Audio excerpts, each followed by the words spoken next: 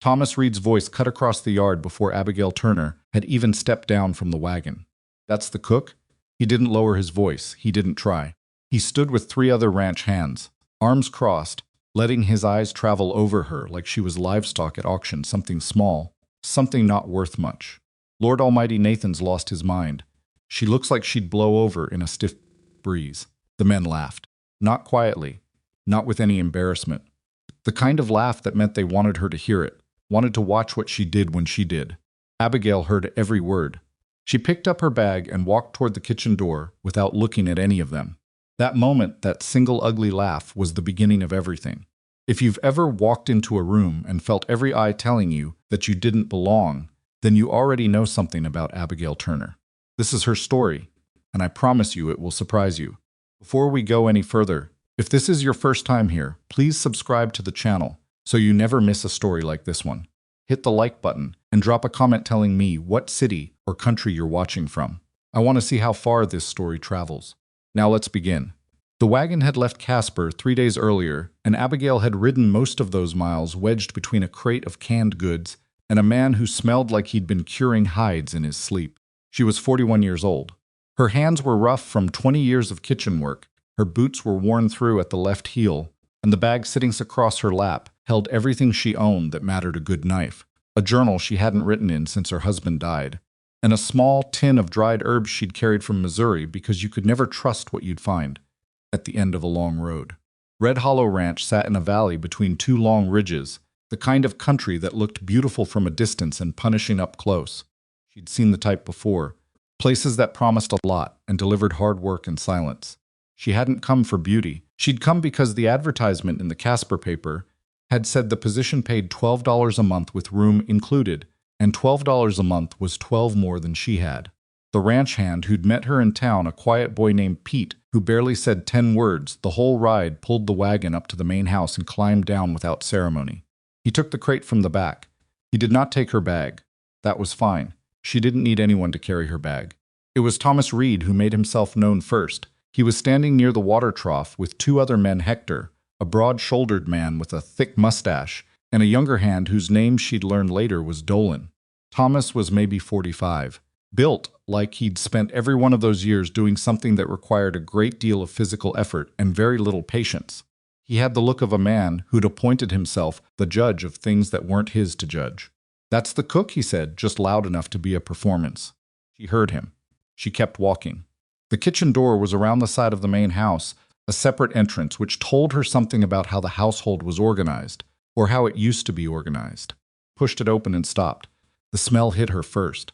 Something sour underneath, something stale, and below that the faint trace of grease that had been sitting in a pan for too long.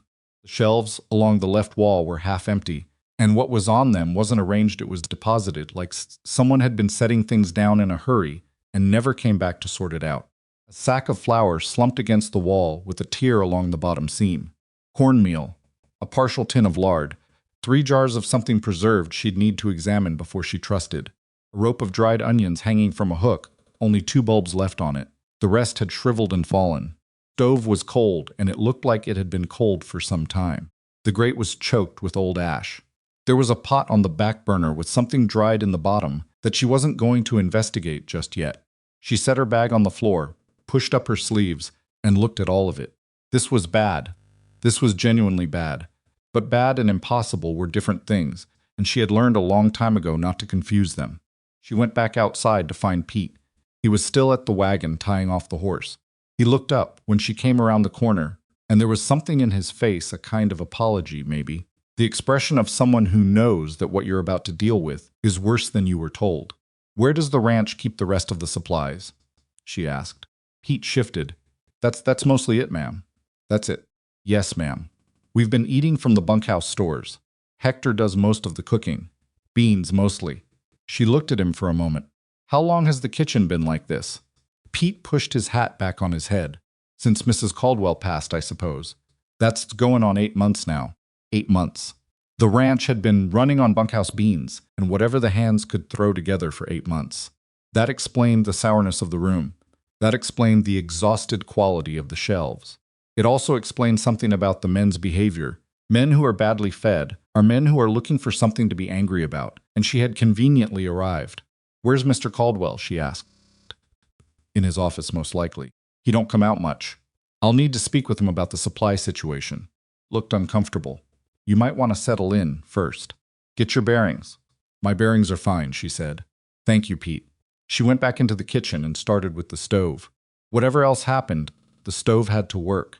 She cleared the ash, checked the flue, found the wood pile just outside the back door mercifully. Someone had kept that up and got a fire going. While the stove warmed, she went through every shelf, every corner, every cabinet. She found a half-wheel of cheese behind a bread box that was better than she expected. She found dried beans, a good amount of them. She found cornmeal that was still good, and a jar of pickled beets someone had put up a while back, the lid still sealed tight. She found no eggs. She found no butter. She found no fresh anything. She went looking for the root cellar and found that too, set into the hillside behind the kitchen, the door nearly overgrown with weeds along the bottom. Pulled it open. The cool air that came out was a relief. There were potatoes in there. A lot of potatoes, actually, and most of them were still firm. Carrots, a little wizened but usable. A crock of something she opened carefully and found to be pickled cabbage. Potatoes and beans and pickled things. That was what she had. She went back to the kitchen and started peeling. Thomas Reed came in without knocking. She had her back to the door, working at the cutting board, and she heard the floorboards announce him before she heard his voice. Stepped into the kitchen, the way certain men enter any room, like they've already decided they own whatever is in it. "You planning on telling Nathan what you're doing in here?" he asked. Kept peeling. "I'm cooking supper. On whose authority?" She glanced at him over her shoulder. "On the authority of the advertisement, Mr. Caldwell placed in the Casper Tribune, which listed the position as ranch cook, and which I was hired to fill." "Is there something you need, Mr. Reed?" "Thomas Reed." "Mr. Reed." He looked around the kitchen with the expression of a man who was trying to find something to criticize and finding there was too much of it to pick just one thing. His eyes landed on the potatoes. "We had a cook before you," he said. "Didn't last 3 weeks, is that so? Place like this breaks people down." She set down her paring knife and turned to face him fully. She was not a tall woman. She was aware of that. She was also aware that physical size had very little to do with who held ground in a room, and she had been holding ground against men like Thomas Reed her entire working life. "I appreciate the warning," she said. "Is there anything you need from the kitchen, or were you just stopping by to make conversation?" He looked at her for a long moment. Something shifted in his expression, not respect, not yet, but something like recalibration. He had expected her to flinch, and she hadn't, and now he wasn't quite sure what to do with that. "Supper's at 6, he said, and walked back out. She turned back to the potatoes. By 5:30, the kitchen smelled like a kitchen again. She had no butter, so she'd rendered the little bit of fat from a slab of salt pork she'd found wrapped in cheesecloth at the back of the larder. She'd used it to soften the onions, both bulbs, because she didn't see any point saving one for a theoretical future when the present needed all the help it could get. She'd made a pot of beans with the salt pork, seasoned with the dried herbs from her tin, and the pickled cabbage for depth, and she'd made potato cakes in the skillet, pressing them flat and letting them go until they were brown and crisp on both sides. It wasn't fancy. It was nothing like what a proper kitchen could do. But it was real food, cooked with intention, and the smell of it moved through the house in a way that clearly surprised people. Pete appeared in the doorway first, drawn by his nose, and stopped when he saw what she had laid out on the long table along the wall. "Ma'am," he said, and it was just the one word, but she understood what he meant by it. Hector came next, then 2 more men she hadn't met yet, brothers. Apparently, by the look of them, both dark-haired and somewhere in their mid-30s. They stood at the edge of the kitchen doorway, like they weren't sure they were allowed in. "Come," she said. "There's enough." They sat. Thomas Reed came last, standing in the doorway for a moment, looking at the table, looking at the other men already eating, then pulling out a chair and sitting down without a word. She brought the pot of beans to the table. She put the plate of potato cakes in the center. She sat at the end near the stove because she needed to keep an eye on the bread she had scraped together from the remaining flour, a rough pan bread, nothing elegant, but it would be hot when it came out, and that was what mattered. The men were quiet while they ate. Not the silence of disapproval, the silence of people who had forgotten what it was like to sit at a table with real food in front of them. Someone said, "Pass the beans," and someone else said, "Sure," and that was all for a good while. Hector ate 2 servings of the potato cakes. He didn't say anything about them, but he ate 2 servings, and Abigail noticed. Thomas Reed ate everything on his plate. He also said nothing. Kept his eyes on his food in the deliberate way of someone who has made a decision not to look up. Nathan Caldwell came in at 6:45, when most of the men had finished and were drifting back out to the bunkhouse. He came through the interior door from the main house, and she saw him before he saw her, a tall man, lean in the way that grief makes people lean, wearing a shirt that needed washing and carrying the particular stillness of someone who had been sitting alone for a long time. He stopped when he took in the kitchen the clean table, the remnants of supper, the smell that was still hanging in the warm air from the stove. "You're Mrs. Turner," he said. "Miss Turner," she said. "Though the Mrs. has a long history I'd rather not explain tonight. You can call me Abigail if it's easier." He looked at the room again. "Smells like it used to smell." She wasn't sure what to do with that, so she didn't do anything with it. "I'll need to talk to you about supplies," she said. "What you have here is not enough to run a kitchen. I can work with very little. I've done it most of my life. But I can't work with nothing, and right now we're closer to nothing than I'm comfortable with." Pulled out a chair from the table and sat down heavily, like standing had been a decision that required more energy than he'd expected. "I'll have Pete take you into Rollins on Thursday," he said. "Whatever the kitchen needs. I'll put together a list." "Fine." She set a plate in front of him. She'd kept one back, warm on the top of the stove. Beans, 2 potato cakes, a piece of the pan bread. He looked at it. He looked at her. "I didn't ask for." "I know you didn't," she said. "Eat it anyway." There was a silence. It was not a comfortable silence exactly, but it wasn't hostile. It was the silence of a man who had gotten used to making all the decisions in a room and had just encountered someone who wasn't waiting for his permission to do what was necessary. Picked up the fork. She turned back to the stove and let him eat in peace. She slept that first night in the small room off the kitchen that had been designated as hers. The mattress was thin, and the window had a gap at the bottom sill that let in the Wyoming night cold even in late sesame. Cold the way only high country nights can be, with a weight to the air that pressed down on you. Pulled her coat over the blanket and lay looking at the ceiling. She thought about the kitchen. She was already organizing it in her head where things would go, what order made sense, what she'd need to fix before she could fix the rest. She thought about the root cellar and how much work it would take to bring the garden back into production. There had been garden beds behind the kitchen. She'd seen the shapes of them in the fading light before supper. Overgrown now, the rows barely visible under a summer's worth of weeds. But the soil there was good soil, dark and deep, the kind of soil that forgave neglect if you were willing to put in the effort to make up for lost time. She thought about Thomas Reed's face when he'd sat down at the table, the deliberate way he'd avoided looking at her. She thought about Nathan Caldwell eating alone at a kitchen table in a house that had 8 months of silence in the walls. She thought about the last job she'd had, the hotel kitchen in Denver, where she'd worked for 4 years before the manager had let her go to hire his nephew at half the cost. She'd stood in the alley behind the hotel and cried for about 10 minutes, which was exactly as long as she'd permitted herself. Then she'd gone to find something else. That was 3 months ago.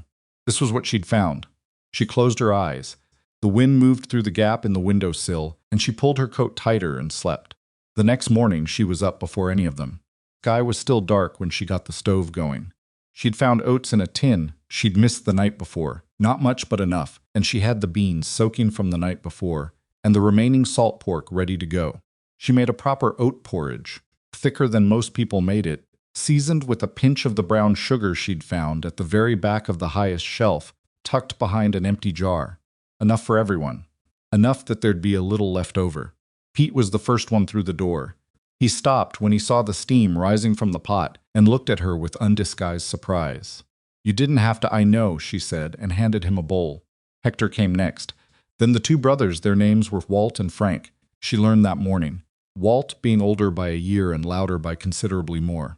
They came in, saw the bowls, and sat down without ceremony. Walt said much obliged, and Frank said nothing, but ate with the focused energy of a man who was making up for a lot of bad breakfasts. Thomas came in last as he had the night before. He stood in the doorway and looked at the scene, men eating, bowls steaming, the kitchen warm against the cold morning, and something moved across his face that she couldn't quite read. Not pleasure exactly. More like something he was working hard not to feel. "There's porridge," she said. He sat down. She handed him a bowl. He ate the whole thing. On Thursday, Pete drove her into Rollins. It was a 4-hour trip each way, and Pete was not a great deal of company, but he was comfortable company, which was its own thing. She had her list. She'd been careful about it, practical, not greedy, nothing that couldn't be justified. Flour, a good quantity, lard, salt, dried fruit, coffee, because men who had coffee in the morning were different men than men who didn't. Eggs, which she'd arranged with a local farmer Pete knew. A side of bacon, cornmeal, 2 kinds of dried beans. Seeds for the garden. Pete raised an eyebrow at the seeds.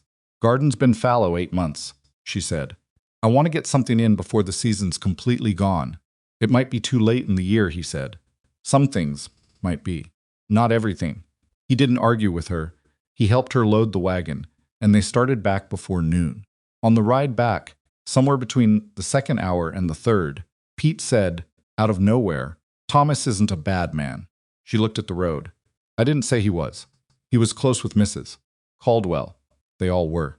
She was the kind of woman who held things together. He paused. When she died, it went hard on everyone. But Thomas took it particular. Abigail let that settle for a moment. It didn't excuse Thomas's behavior. Nothing really excused a man for mocking a woman who hadn't spoken a word to him yet, but it added a layer she hadn't had before. Grief did strange things to people. It made some people quiet, and some people mean, and a lot of the time the mean ones didn't know what they were doing. How did she die? Abigail asked. Fever, Pete said. Fast. She was sick a week and then she was gone. Middle of winter. He was quiet for a moment. Clara. That's Mr. Caldwell's girl. She's 7. She was the one who found her mother in the morning. Abigail looked at the horizon. The ridge lines were blue-gray in the afternoon light, long and patient, the way mountains always were. Clara around the ranch? She asked. She's here. Mostly keeps to the house. Don't talk much anymore. She met Clara that afternoon. She was coming back through the kitchen door with the last of the supplies when she noticed someone standing at the edge of the vegetable garden.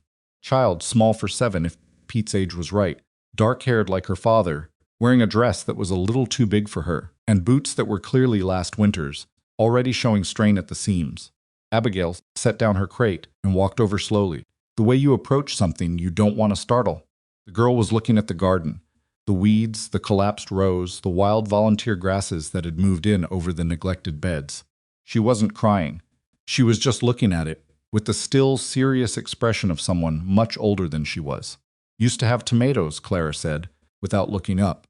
She knew someone was there. And beans, and flowers. But Mama said flowers were important, even if you couldn't eat them.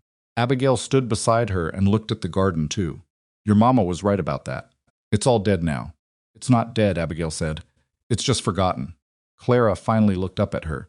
Her eyes were very dark, the same shade as her father's, and they had a quality that only children who have seen hard things carry, a kind of watchfulness, a waiting. Things come back from forgotten, she asked. Some things, Abigail said, if someone's willing to put in the work. The girl looked back at the garden. I could help, she said quietly, not asking exactly. More like testing. I could use the help, Abigail said. Something shifted in Clara's face. Not much. Just a small movement, a slight loosening. She turned and walked back toward the house without another word, but she walked like she had something to do now, which was different from the way she'd been standing when Abigail first saw her. In the second week, the trouble started for real. She'd been working on the kitchen accounts. Nathan had given her access to the household ledger to track her supply costs, and she was methodical about it because her mother had been methodical about it before her. And she'd learned the hard way that money unaccounted for was money that disappeared.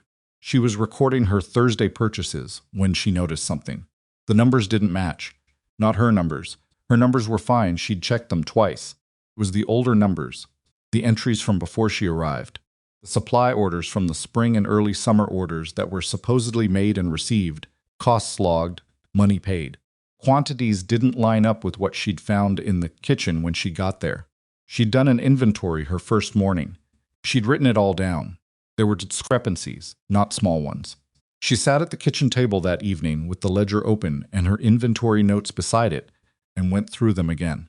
Flour ordered in June 50 pounds according to the ledger. The bag she'd found in the kitchen was a 10-pound bag, mostly used. Either 40 pounds of flour had been consumed between June and her arrival at the end of August, which with no functioning kitchen and no regular cook was not possible, or 40 pounds of flour had never arrived. She found the same pattern in the bean entries, in the cornmeal, in the bacon. Someone had been logging supplies that weren't coming to the ranch. She sat with that knowledge for a long time. She was a cook. This wasn't her business technically. She could close the ledger and focus on the kitchen and never say a word about it, and no one would blame her. The ranch was bleeding money out of a hole nobody had thought to look for, and Nathan Caldwell was a man already underwater. And she had not come all this way to look away from problems she could see plainly. Kept the ledger open and made notes. Thomas found her there. He'd come for something in the kitchen, a cup probably. He had a habit of leaving cups in odd places, and stopped when he saw her at the table with the account spread in front of her. "What are you doing with those?" His voice was flat. "Going over the supply records," she said. "Those aren't your business. Mr. Caldwell gave me access to the ledger to track kitchen costs." She looked up at him. "I found some things that concerned me." Something moved through his expression, not guilt exactly, but a tightening, a sudden alertness. "What things?" "Supply orders that don't match what was received." Quiet for a moment. "You sure about that?" "I'm sure enough that it warrants a conversation with Miss Caldwell." Thomas pulled out the chair across from her and sat down. She hadn't invited him, but she didn't object. He looked at the ledger and her notes. His jaw worked. "Who placed those orders?" she asked. She already had a suspicion the orders had been made by someone with access to the household accounts, someone on the ranch. But she wasn't going to say that until she had more. "Different people," Thomas said. "Before Mrs. Caldwell died, she handled most of it. After." He stopped. "After Nathan tried to keep it going, but he wasn't in good shape for it. Had me doing some of it. Had Pete doing some." "Were the orders going through the same supplier?" "Mostly. Morrison's over in Rollins." She wrote that down. Thomas watched her write it down. "You're really going to take this to Nathan?" he said. "Yes." He looked at the ledger. He looked at her. Something in his face shifted in a direction she couldn't read. "He's not in a good place for bad news," he said, and she realized for the first time that there was something genuine in his concern for the man. Whatever Thomas's faults were, his loyalty to Nathan Caldwell appeared to be real. "He's not in a good place for losing money he doesn't know." "He's losing either," she said. "Which is worse depends on how long it keeps going." Thomas sat back. He was quiet for a long moment. "Bring me what you found," he said finally, "before you take it to him." "Let me look at it." She considered that. "Why?" "Because if I knew about any of it, you should know that before you walk in there. And because if I didn't, I should know what you're looking at, so I can help figure out where it started." It was a reasonable answer. It was also the first thing Thomas Reed had said to her that didn't have an edge of dismissal in it. Turned the ledger toward him and let him read. He read for a long time. His expression changed in ways she watched carefully. There was genuine surprise in there, and something that looked very much like anger building underneath it. Not the same kind of anger as his entry into the kitchen that first day. Colder, quieter. "This goes back further than I knew," he said. "How far back did you know?" He looked at her. She met his eyes and held them. "I knew there was something off in the spring," he said. "I thought it was just Nathan not paying attention. I thought he'd sort it when he came back to himself." He paused. "I didn't look close enough." She didn't say anything to that. There was nothing useful she could say. He hadn't looked close enough, and because no one had looked close enough, the ranch had been bleeding for months. That was simply the truth of it. "I'll go with you when you talk to Nathan," Thomas said. "You don't need to. I want to." She looked at him for a moment. "All right," she said. "Tomorrow morning." She closed the ledger, and they sat in the kitchen for another moment in a silence that was different from any silence they'd shared before. Not comfortable, not yet, but not hostile either. The kind of silence between two people who have just realized they might be on the same side of something important, and neither of them is quite sure what to do with that yet. Thomas got up and found his cup. It had been on the window ledge the whole time, right where she'd seen it when she came in that morning and walked out. Abigail sat for a little while longer. She looked at the numbers. She thought about who had access, who had motive, who stood to benefit from a grieving man's inattention. Then she got up and started on the bread for tomorrow's breakfast. Because the morning was coming, whether any of them were ready for it or not, and the men would need to eat before anything else happened. And that much, at least, was something she could control. The fire in the stove burned steady and warm. Outside, the Wyoming night settled over the valley like it always did, heavy, cold, indifferent to the small dramas of people inside warm buildings. But inside the kitchen, something had changed. She could feel it in the way the room held itself now, less like an abandoned space, and more like a place in use. Place with purpose. That was what she'd come here to do. Not just to cook, to make things work again.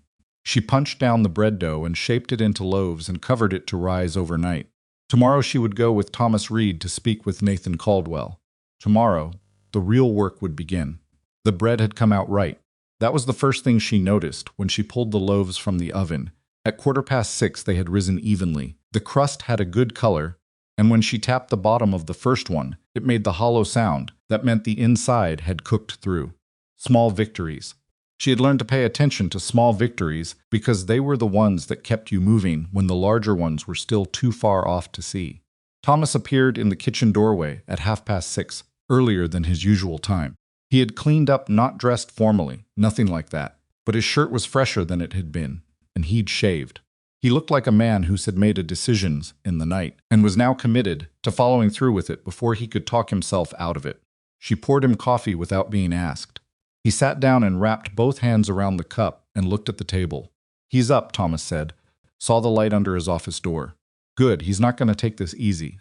"I know. He blames himself for a lot already. You walk in there with evidence that someone's been stealing from him on top of everything else." Thomas stopped, drank his coffee, set the cup down. Just be prepared for him to get angry before he gets useful. She put the bread on the table and sat across from him. Has he gotten angry since his wife died? Thomas thought about that. "No," he said, "that's the problem. He's been quiet. Kind of quiet that's not peace. It's just everything's gone somewhere inside that he can't reach." She broke off a piece of bread and slid the rest toward him. "Then maybe angry is better than quiet." Thomas looked at her for a moment with an expression she was starting to recognize, the look of a man revising an opinion he'd already stated too publicly to take back easily. Pulled the bread toward him and ate without saying anything. They went to Nathan's office at 7. The office was at the back of the main house, past the parlor, and a narrow hallway lined with framed photographs she noticed but did not stop to look at. Thomas knocked. They waited. The sound of a chair moving, then Nathan's voice flat and even. "Come in." The office was a working room, not a formal one. There were ledgers on the shelves, maps pinned to the walls, survey maps, grazing maps, the kind of documents that represented years of accumulated decisions about land and livestock. There was a desk that was solid and functional and covered with papers that had the look of things that had been sorted and then abandoned mid-sort and left where they lay. Nathan was standing behind it. He looked like he had been standing for a while, like sitting had become difficult for him. He looked at Thomas, then at Abigail, then at the ledger she was carrying. "What's this?" he said. "Not a question exactly. Something I found going over the supply records," Abigail said. "I need to show it to you." Abigail handles the kitchen accounts, Thomas said, preemptively, like he was providing cover before a question was raised. Nathan looked at Thomas a moment longer than was comfortable. Then he came around the desk and took the ledger from her and sat on the edge of a chair without pulling it out, like he might need to get up again quickly. She had marked the pages. She'd done it the night before with small strips of paper, nothing formal, just torn pieces that indicated where to look. She stood beside him, and Thomas stood near the door, and she walked Nathan through it, the same way she'd laid it out for herself the first time. Methodically, no embellishment, just the numbers and what the numbers said. The flour, the beans, the cornmeal, the bacon, the discrepancy between what was recorded as received and what had actually come to the ranch. Nathan said nothing while she talked. His face did the thing Thomas had predicted it. Went still, very still, the stillness of a man absorbing something that is rearranging his understanding of his own life. When she finished, he sat with the open ledger for a long moment. "How much?" he said. "Over the course of what I could trace clearly, and I want to be honest with you, that I couldn't trace all of it.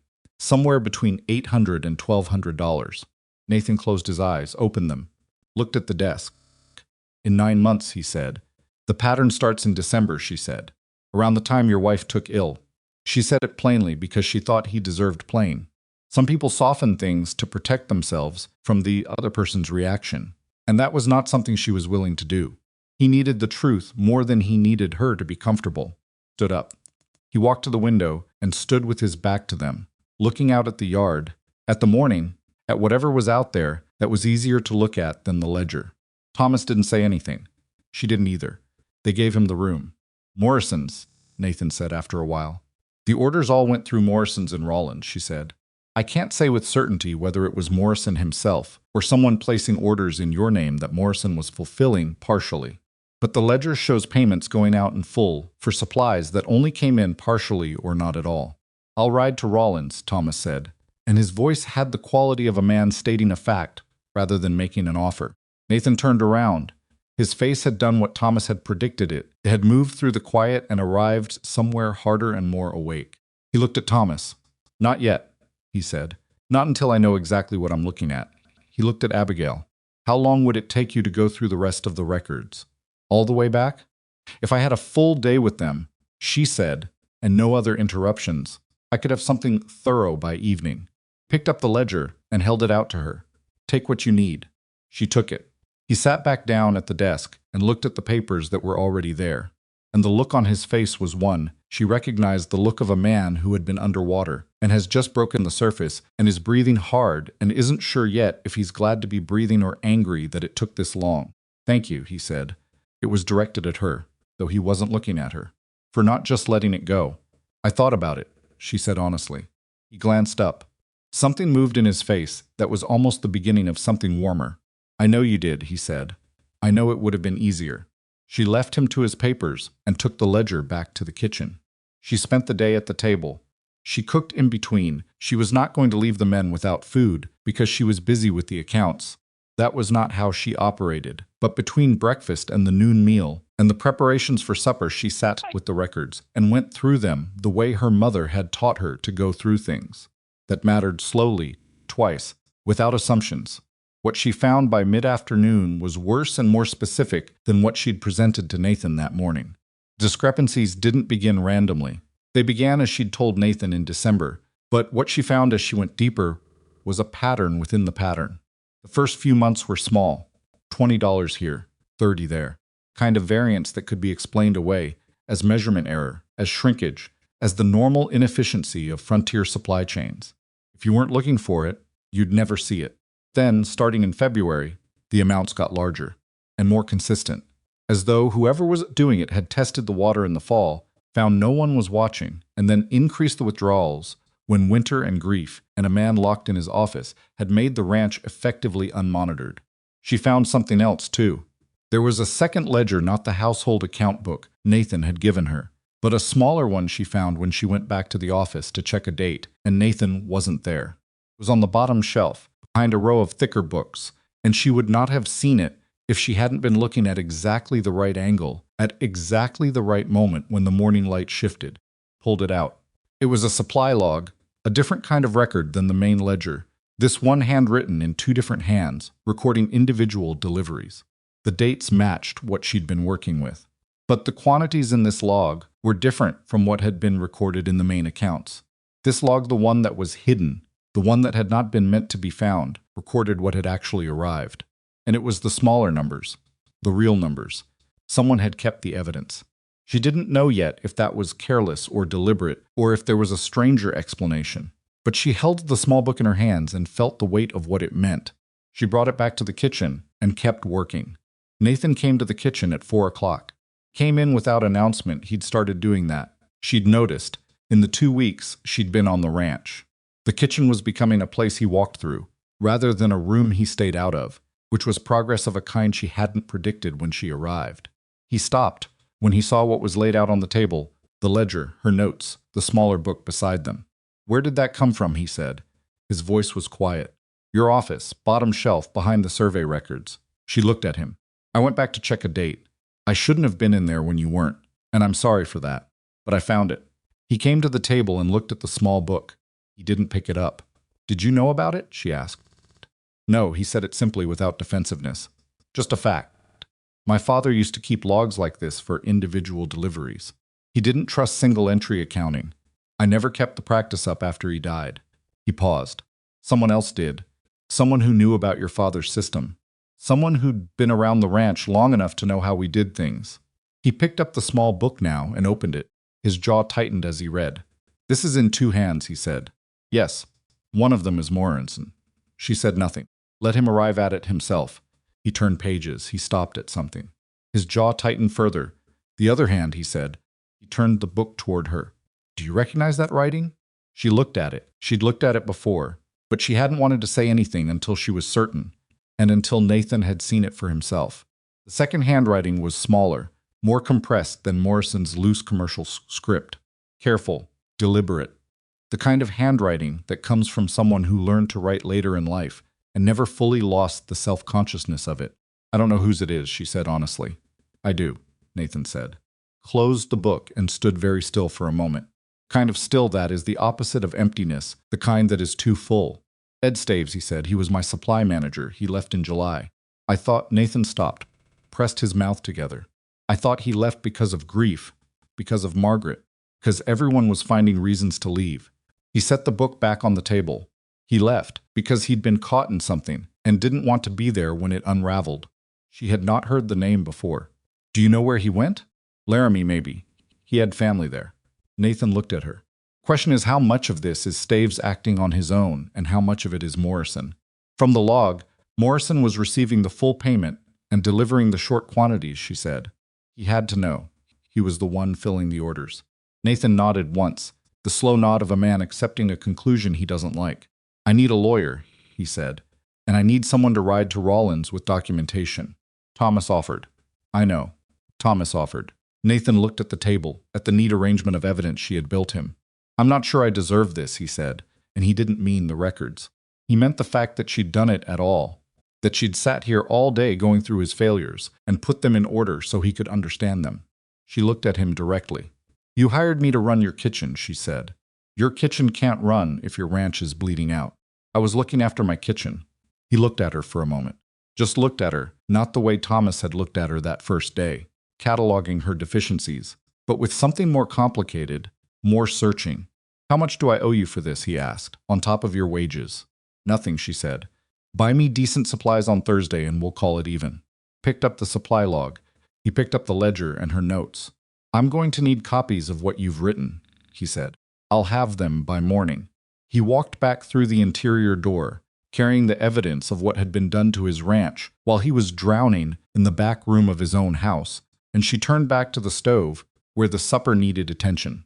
That evening, for the first time since she'd arrived, Nathan came to the table without being brought a plate. Came in and sat down, and Walt handed him the bread without being asked, and Frank slid the butter dish toward him, and Pete poured his coffee, and none of it was formal, and none of it was awkward, because she had built the kitchen into a room where those things happened naturally now, where the table was the center, and everyone around it was connected by the simple shared act of eating. Thomas sat across from Nathan. They didn't talk about the records. They talked about the north pasture fencing and a section that needed repair before the fall, and about one of the horses that had developed a lameness in the right foreleg, and about whether the winter would come early this year based on the way the light was moving through the valley. Claire appeared in the doorway at some point. She did that appeared rather than arrived quiet as weather. She looked at the table, at her father sitting with the men, and something in her face shifted in the way it had shifted in the garden that first day. Small, significant. Nathan saw her, pushed his chair out a little, and she came to the table and sat beside him without a word, put a piece of bread on her plate. She ate it. Abigail watched from the stove and said nothing. Thursday came around again, and she went to Rollins with Pete, and this time they stopped at Morrison's supply. She had not told Pete this was part of the plan. She had told him she needed to check something about a previous order before they bought new supplies, and Pete, who had a practical sensibility and did not overcomplicate things, had nodded and pulled the wagon up in front of Morrison's without comment. Morrison himself was behind the counter, a heavy-set man in his 50s, with a good businessman's manner, the kind of manner that was warm and accommodating until it wasn't. He recognized Pete. He looked at Abigail with the curiosity that unfamiliar women always received in supply establishments, not hostile, just assessing. Help you, he said. I'm the new cook at Red Hollow Ranch, she said. We've been having some discrepancies in our supply orders, and I wanted to talk to you about them directly. Morrison's manner shifted just slightly, just enough. The warmth stayed on the surface, but something underneath it recalibrated. What kind of discrepancies? She put her list on the counter. Not her shopping list, the other list. The one with dates and order numbers and quantities from the ledger, alongside the quantities from the delivery log. Morrison looked at it. He looked at it for several seconds. I can see there have been some errors, he said carefully. 7 months of errors, she said. In the same direction. Supply shortfalls happen. Weather delays, stock issues. To Morrison. She kept her voice even. I have the delivery records. The small book your man kept when things came in. I also have the payment records. The money went out in full. The supplies did not come in full. I'm not here to accuse you of anything today. I'm here to tell you that Mr. Caldwell is aware of the situation and will be in contact with his legal representation. I thought it was fair to give you that information in person. Morrison looked at her for a long time. His face had gone through several versions of itself while she was talking denial, calculation, a brief flicker of something that might have been the beginning of manufactured indignation, and had settled into something flatter and harder to read. Mr. Caldwell's had a difficult year, he said finally. He has, she agreed, which is exactly why someone chose this particular year to short his orders. Picked up the list and folded it and put it back in her pocket. We'll to be taking our business to Henderson's going forward, she said, for our regular supply needs. I wanted you to know that as well. Turned and walked back out. Pete was standing by the wagon looking at the building with the expression of someone who has just understood that something he thought was a routine stop was not a routine stop at all. He didn't say anything until they were 2 streets over and pulling up outside Henderson's. Then he said, very quietly, I just went over the supply accounts, she said. Pete was quiet for a moment. Thomas is going to want to hear about this. Thomas is going to hear about it, she said, after we do the shopping. They went into Henderson's, where she spent Nathan's money with the careful efficiency of someone who has had to be careful with money her whole life, and the wagon was considerably heavier on the way home than it had been that morning. The days that followed were quieter than she expected. Nathan had written to a lawyer in Cheyenne, a man named Aldridge he'd dealt with on land matters before, and was waiting for a response. He was out of his office more, she noticed. Not dramatically more, not a transformation, but more. He ate supper with the men 2 nights out of 3. He walked the property in the mornings. He looked at things. He had the look of a man who had remembered that the ranch was his responsibility and was trying to figure out how to carry it again. Thomas changed his behavior toward her in small ways. She noted without remarking on. Stopped entering the kitchen without some indication that he was about to. Started saying morning when he came in for breakfast, which was not much but was more than he'd managed before. One afternoon she found a haul of firewood stacked just outside the kitchen door. Dry, good wood, more than she'd asked for, and when she asked Pete who'd brought it, Pete looked at the bunkhouse and back at her with the expression of someone who is trying very hard not to name a name. She didn't push it. Clara started coming to the kitchen in the mornings. She'd arrived some time after the men had come and gone for breakfast, and she'd sit at the end of the table with whatever she was working on, sometimes drawings, sometimes nothing, sometimes a worn book she'd carry in from the parlor. She didn't ask questions, and she didn't demand attention, and Abigail gave her neither, but she was there, and the fact of her presence was its own kind of conversation. One morning Clara put the book down and said, "Can you teach me to make the bread?" Abigail looked at her. "You want to learn to make bread? Mama used to make it on Sundays. I remember how the kitchen smelled." She said it matter-of-factly, the way a child says things that would take an adult a month to build up to saying. "I don't want to forget that." Abigail brought a stool to the work table. "Get up here then," she said. Put Clara's hands in the dough and guided her through the feel of it, when it was too wet, when it was right, the rhythm of folding and pressing that you had to learn with your hands, because no description fully captured it.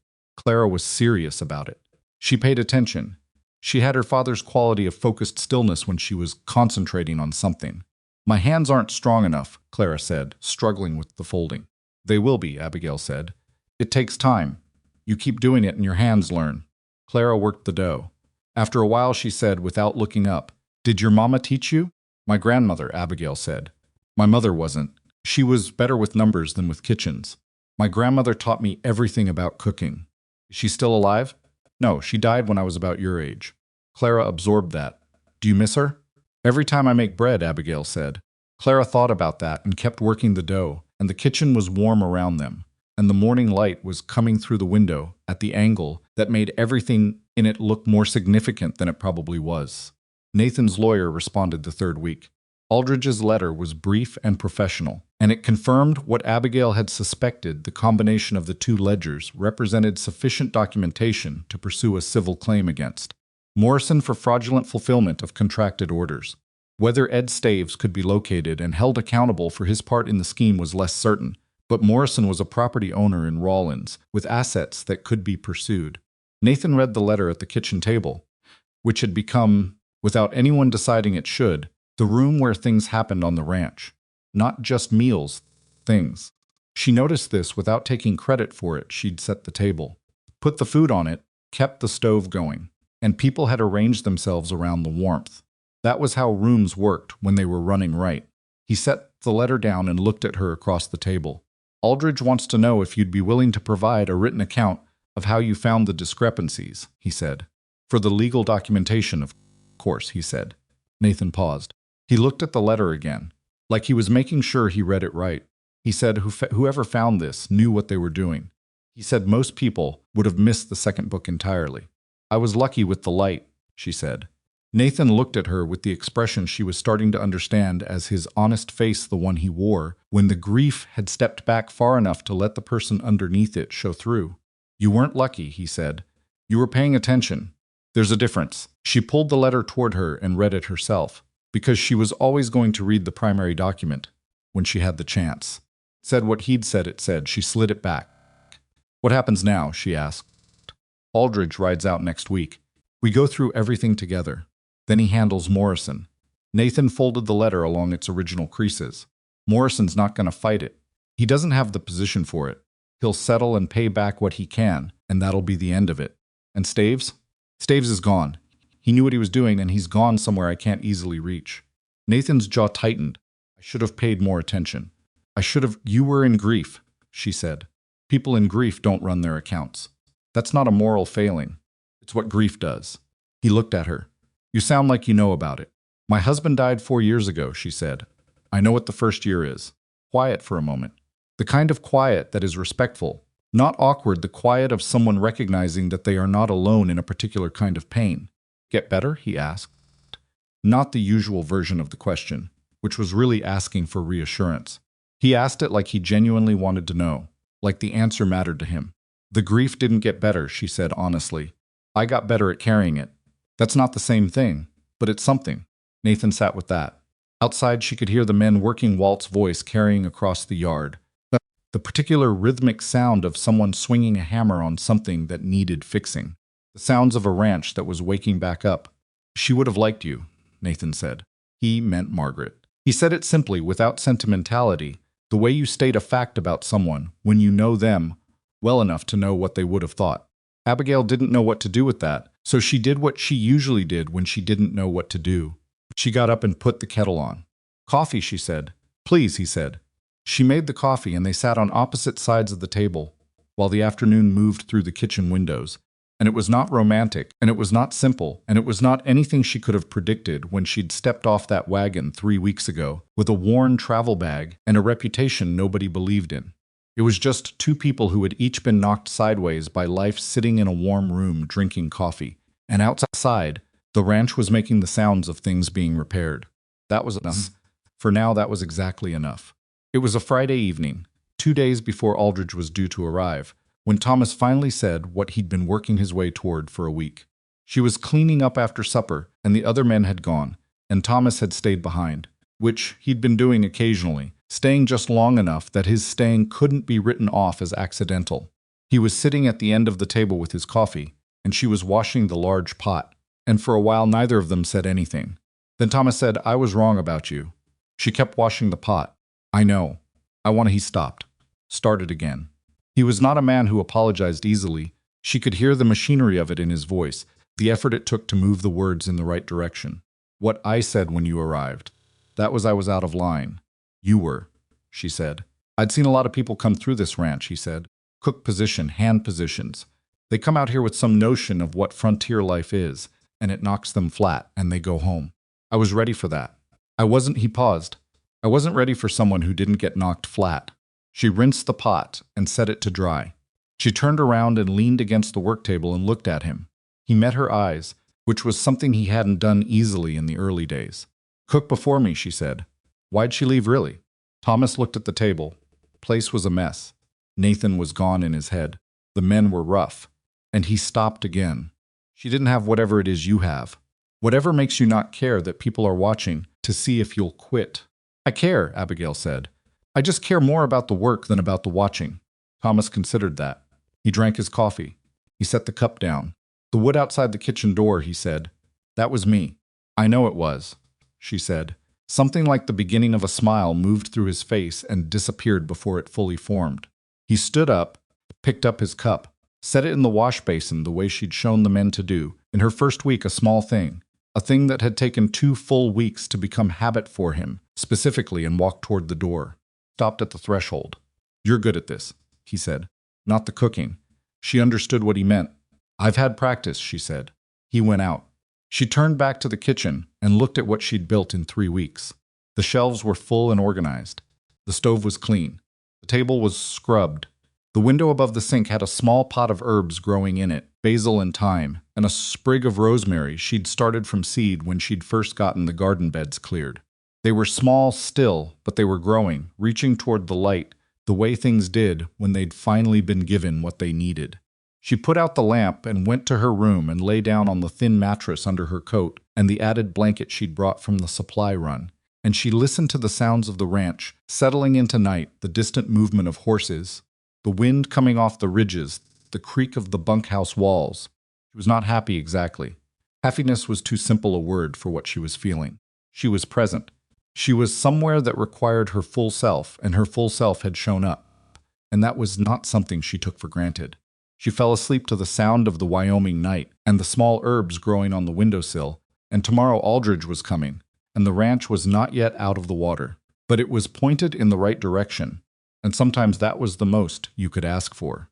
Aldridge arrived on a Monday, which felt right, somehow the beginning of something, the kind of day that gets remembered later as a marker. He was younger than Abigail had expected from the tone of his letters, maybe 35. With the careful dress of a man who understood that in his profession appearance was part of the argument. Came in a hired buggy from Rawlins, which meant he'd taken the train from Cheyenne to Rawlins and arranged his own transport from there, which told her something about his efficiency. He had a leather case that he carried himself and set down carefully on Nathan's desk, and he shook Nathan's hand and Thomas's hand and looked at Abigail with the particular expression that men of his profession wore when encountering a woman who was clearly involved in a situation they'd expected to be simpler. Turner, he said. Your written account was extremely useful. I tried to be precise, she said. You were. He opened his case. In 20 years of practicing law, I've seen perhaps 3 pieces of documentation this clearly organized outside of a professional accounting office. He looked at Nathan.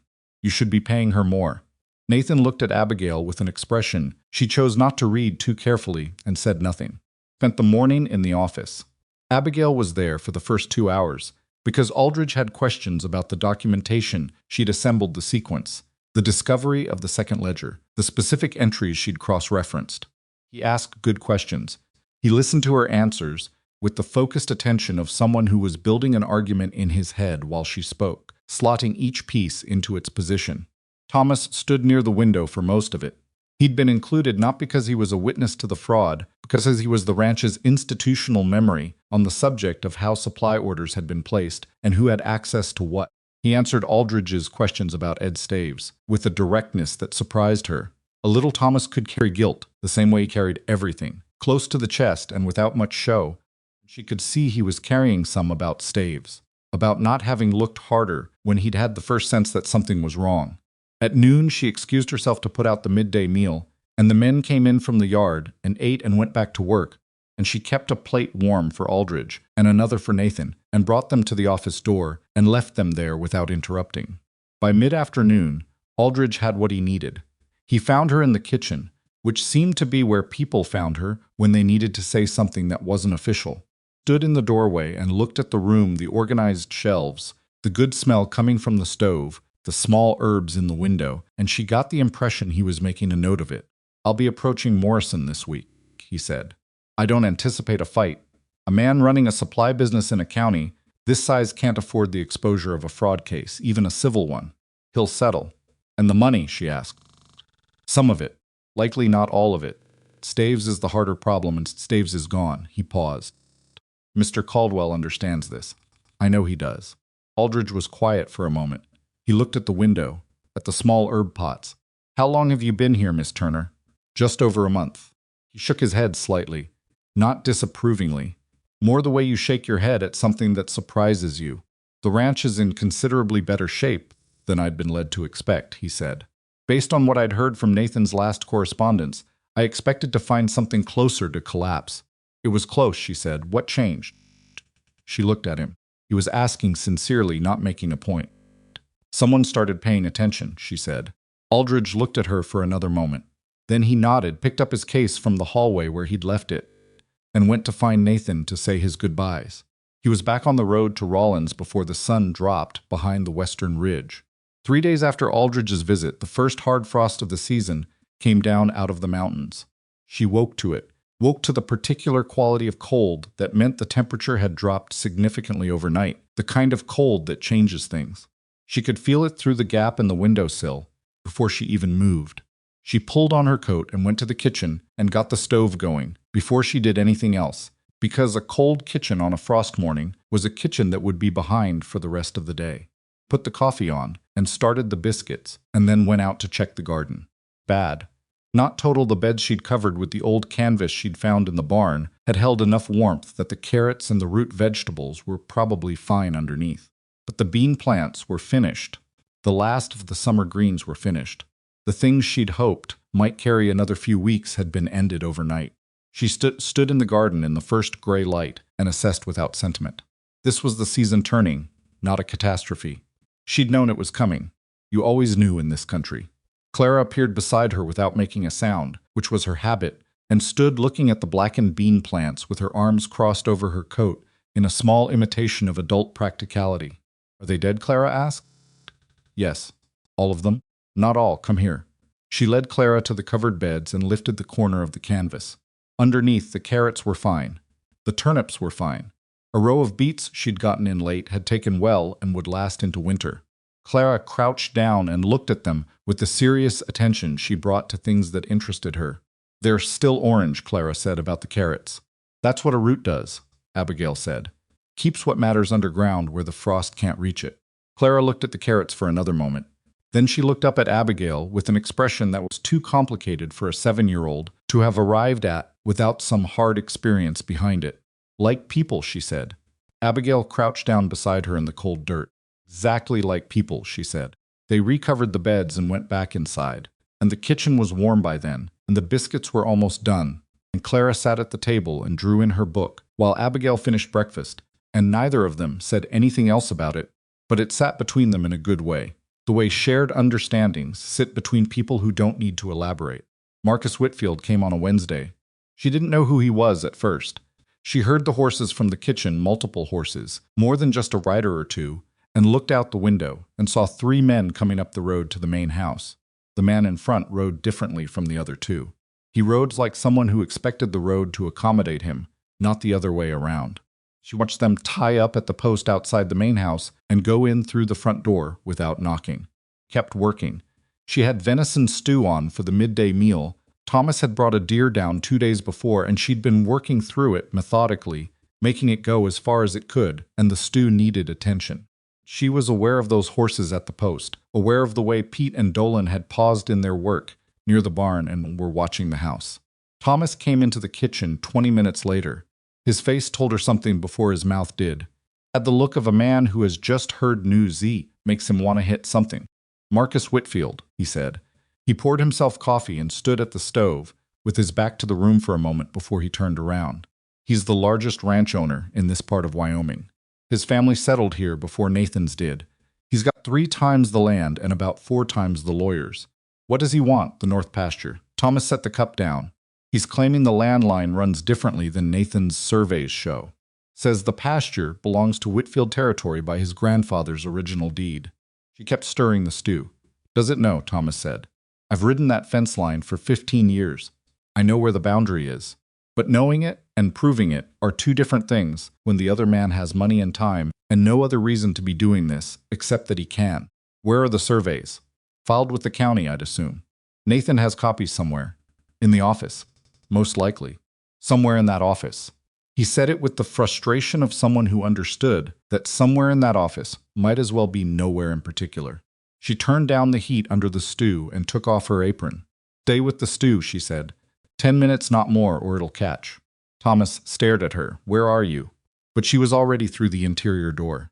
The voices from Nathan's office carried into the hallway before she got there. Whitfield's voice was the kind of voice that had spent a long time being the loudest one in rooms. Not shouting, something more deliberate than shouting. The voice of a man who had learned that controlled volume was more effective than volume alone.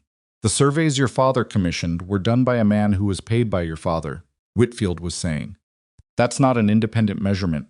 My grandfather's deed predates your family's settlement in this valley by 11 years, Nathan. 11 years. I know when my family settled, Nathan said. His voice was steady, but she could hear the strain underneath it. The strain of a man who was trying to hold a position while still emerging from months of barely holding himself. She didn't go to the door. She went past it to the staircase and up to the second floor, to the room at the end of the hall that had been Nathan's father's study. She'd been in it once before briefly, looking for a specific receipt. It was a room nobody used now, dust on every surface, the smell of old paper and the cedar of the chest in the corner. The kind of room that accumulates the unlived-in quality of spaces that have been preserved rather than inhabited. She went straight to the shelves. The office downstairs was Nathan's, organized with his particular logic. This room was his father's, organized with a different logic, an older one. The logic of a man who had built something from nothing and kept the evidence of every decision along the way. She started at the left side and worked right. She was looking for survey documents, which would be rolled or folded, larger than the ledger books, likely in a specific place that his father would have considered important enough to be organized. She went through 2 shelves without finding anything, pulled out boxes from the bottom of the 3rd shelf, and found old land correspondence letters regarding boundary agreements with 3 different neighbors, none of them Whitfield. In the 4th box, she found the surveys. There were 3 of them, rolled and tied with narrow ribbon that had dried to brittleness. She untied the first one carefully. It cracked, but held and unrolled it on the cleared surface of the desk. An 1,867 survey. The name of the surveyor was in the corner, a firm out of Cheyenne she'd never heard of. The boundary lines were drawn in ink that had faded to a reddish brown, and the measurements were noted in the tight numerical hand of someone who understood that precision in these documents was not optional. She rolled the first one back up and opened the second. 1,871. Same surveying firm. She found the north boundary line and traced it with her finger. She sat very still for a moment. Then she took all 3 surveys and went back downstairs. She knocked on the office door. 3 knocks even, not tentative. Nathan's voice said not now in the strained tone of someone managing a difficult conversation. She opened the door. Whitfield turned. He was a large man, not tall exactly, but broad. The broadness of someone who had once been physically powerful and was now simply substantial. He had a neatly trimmed beard going gray, and the kind of eyes that were used to seeing things in terms of their value to him. Behind him stood 2 men who were clearly not lawyers. They had the look of men who were there to provide a different kind of persuasion, if the first kind failed. Nathan looked at her with an expression she recognized, not angry at her. Not quite. More like someone who is already holding too many things and has just been handed something else. Abigail, I found the surveys, she said. She put them on the desk in front of Nathan, your father's, from the original firm in Cheyenne. 1,867 and 1,871. And one more from, she checked the 3rd roll, 1,879, which I believe was the year the north pasture fence was moved. Nathan looked at the rolls. He looked at her. Whitfield looked at the rolls. He looked at her. His expression moved through several versions of itself: surprise, recalibration, something that might have been the first edge of unease, but was too quickly covered to be certain. Who is this woman? Whitfield said.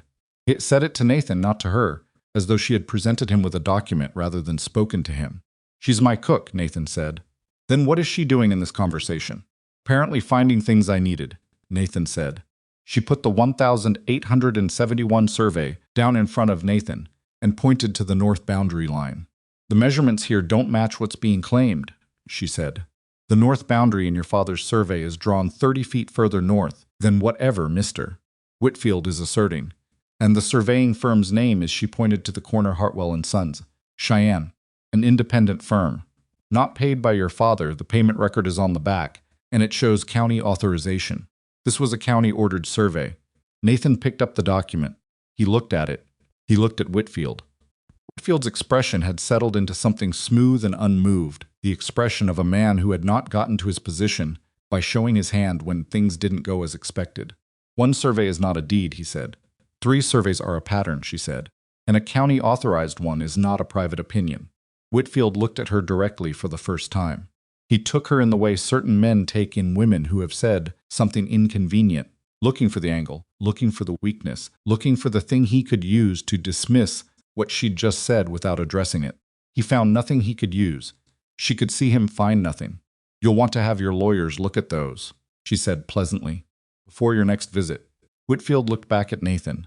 "We're not finished, Nathan." "I think we are for today," Nathan said.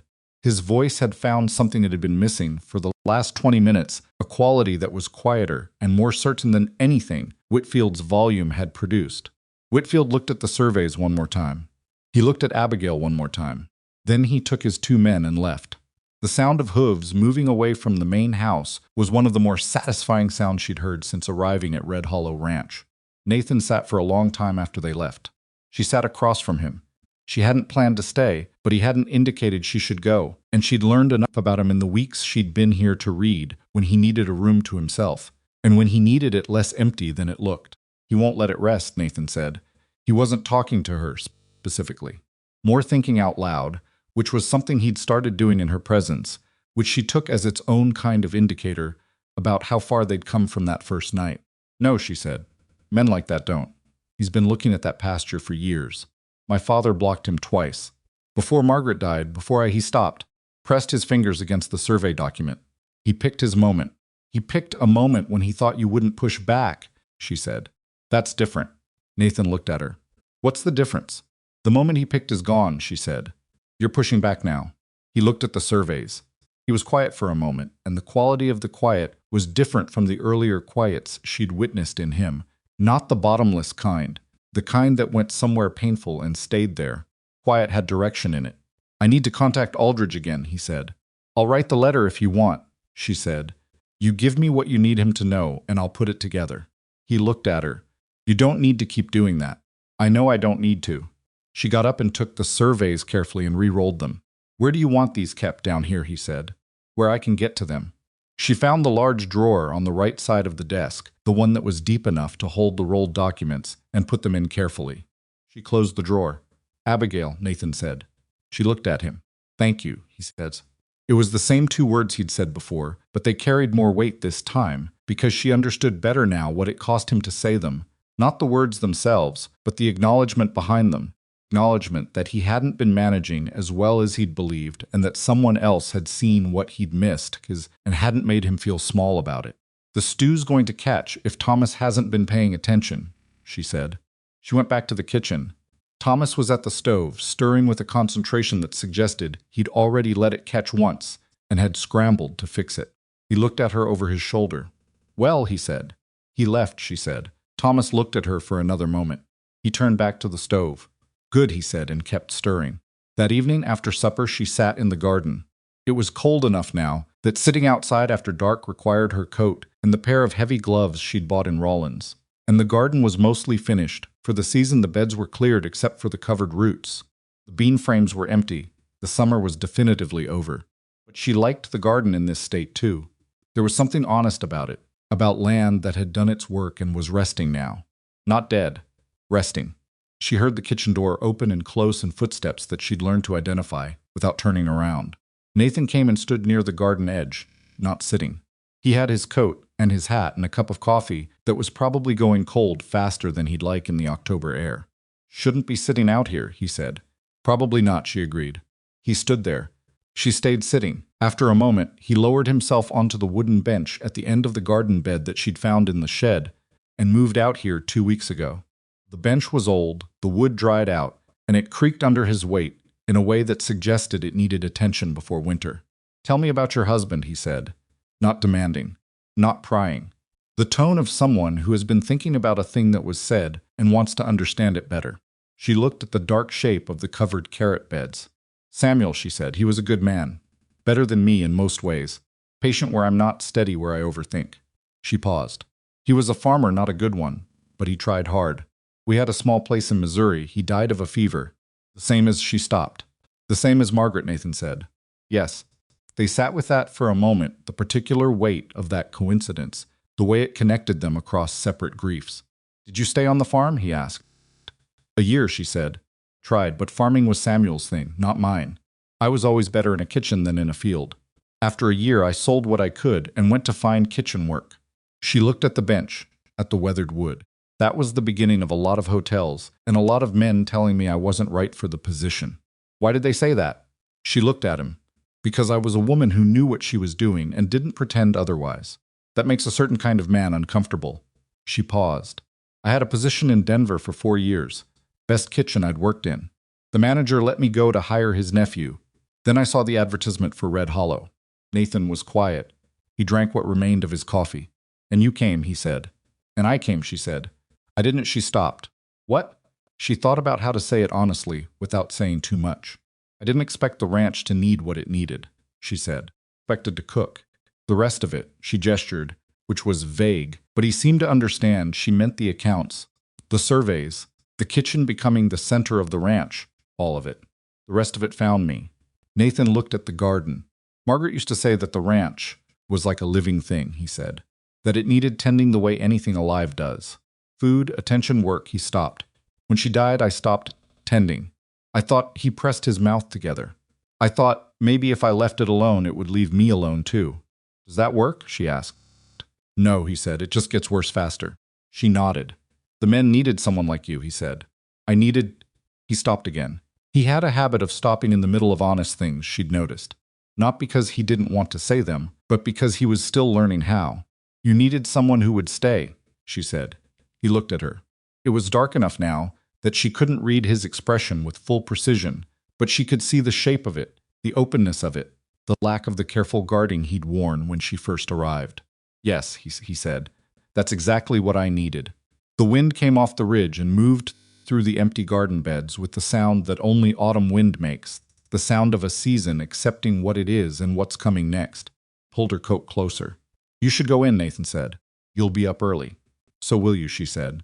He stood and she stood, and they went back into the kitchen together, and she put the kettle on, because there was always something that needed warming at the end of a cold day, and he sat at the table with the same comfortable familiarity that had been building for weeks, and neither of them commented on how natural it had become. Whitfield came back 10 days later. He didn't come alone. She was in the kitchen doing what she was always doing. She was not going to pretend the kitchen ran itself when she heard the horses. More than 3 this time. She went to the window and counted 6 riders coming up the road. Whitfield in front, the same 2 men from before, and 3 more who were new and who had the particular bearing of men hired for a purpose that had nothing to do with legality. She dried her hands and went to the door of the bunkhouse first. Thomas was inside, cleaning tack. He looked up when she came in, read her face, and stood without asking a question. Whitfield, she said. 6 men. Thomas's jaw tightened. He set down the bridle. Where's Nathan? North fence line. He rode out after breakfast.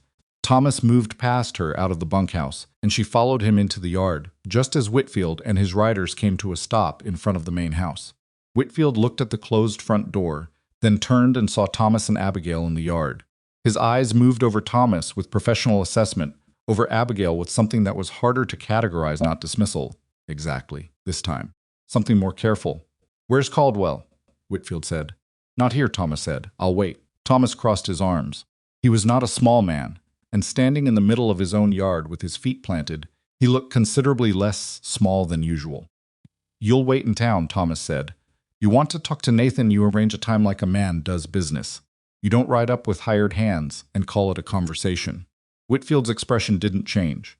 He had remarkable control of his face, she'd noticed.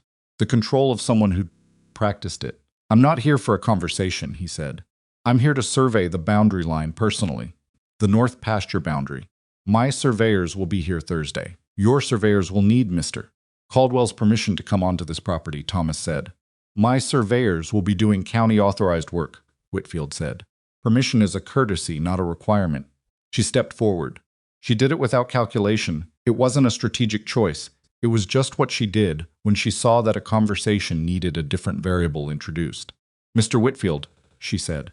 He looked at her, the careful look again. You're welcome to bring your surveyors Thursday, she said, and Mr. Caldwell will bring his.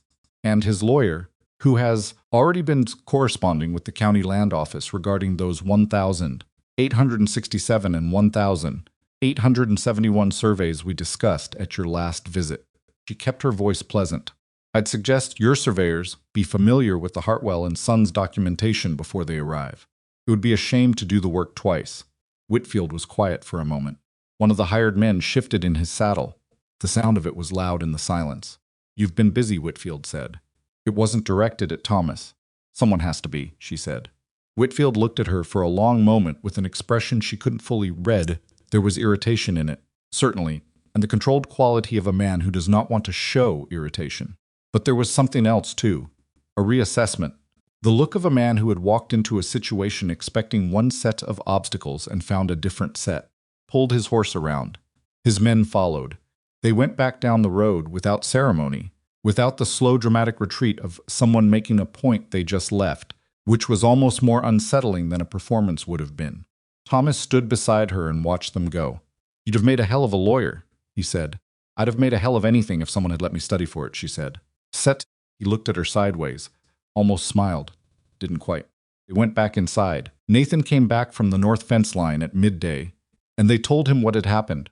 He listened without interrupting, which was how he listened now, fully, without preparing his response while she was still talking. He sat at the kitchen table, and she put the noon meal in front of him, and he ate while Thomas filled in the details she'd left out. And at the end, he sat with his cup and was quiet for a moment.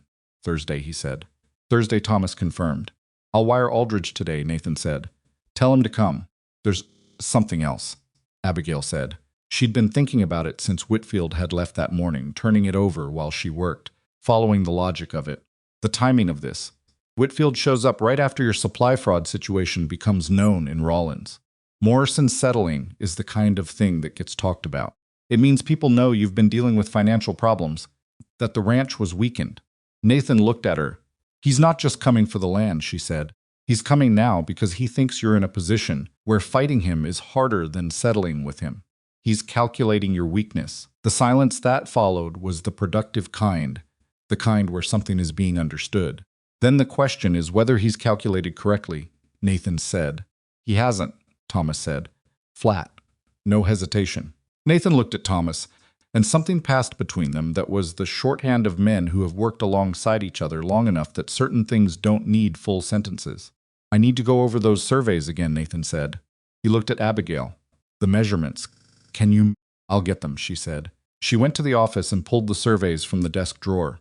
She brought them back to the kitchen, which was where they ended up spreading them out on the kitchen table, because the kitchen table was big enough and clear enough. And by now, everyone understood that it was the table where things actually happened. Nathan went through the measurements. Thomas leaned over the north boundary markings.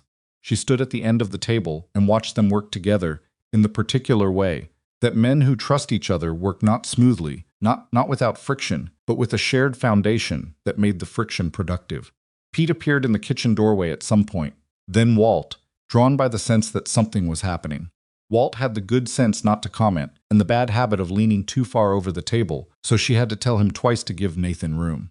Frank arrived last, which was his habit, and said nothing at all, which was also his habit, stood near the window with the alert attention of a man who understood what was at stake in a land dispute, even without knowing all the specifics.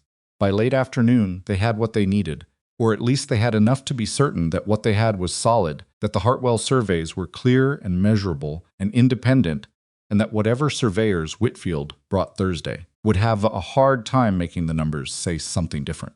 The certainty helped. It didn't fix everything. Whitfield was still coming Thursday, still had money and lawyers and hired men and a disposition toward getting what he wanted. But certainty was a foundation, and a foundation was where everything else started. That night she was last in the kitchen, as she usually was. She was going through what they'd need for Thursday, if Aldridge was coming and Whitfield was coming. And they were doing this properly. She was going to feed people, because that was what she did, and because men made better decisions on full stomachs, and she intended everyone on her side of this to be thinking clearly. She made her list, calculated the supplies she had against the numbers she expected, added what she needed. Clara appeared in the kitchen doorway in her nightgown, which meant she'd slipped out of bed, which she did sometimes when she couldn't sleep. Her feet were in her socks, which was the one concession Abigail had extracted from her on the subject of coming to the kitchen at night, that she at least wore socks on the cold floor. Did something happen today? Clara asked. Abigail looked at her. Why do you ask? Papa's face, Clara said. He had his thinking face at supper. He's dealing with some business, Abigail said. She pulled a chair out from the table and tilted her head. Clara came and sat in it, pulling her knees up, wrapping her arms around them. Is the ranch in trouble? Clara asked. Abigail considered the question. Clara was 7, but she was 7 in the way that children who've been through hard things are 7 old enough in the important parts to handle an honest answer, young enough to still need it shaped right. Some people are making things difficult, Abigail said. Your father is handling it. With you helping, Clarissa said. Some. Clara rested her chin on her knees and looked at the stove. Fire was banked low for the night, just enough warmth left to keep the room from going cold. Are you going to stay? She asked. The question had a weight to it that Abigail felt clearly. Not just the words, what was underneath the words. Clara had lost her mother. She'd watched people leave and things fall apart and the ranch go quiet and wrong. She was asking a practical question that was also every question she couldn't ask directly. I don't have anywhere better to be, Abigail said. Clara looked at her.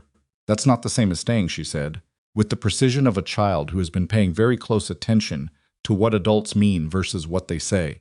Abigail looked at her for a long moment. No, she said. It's not the same.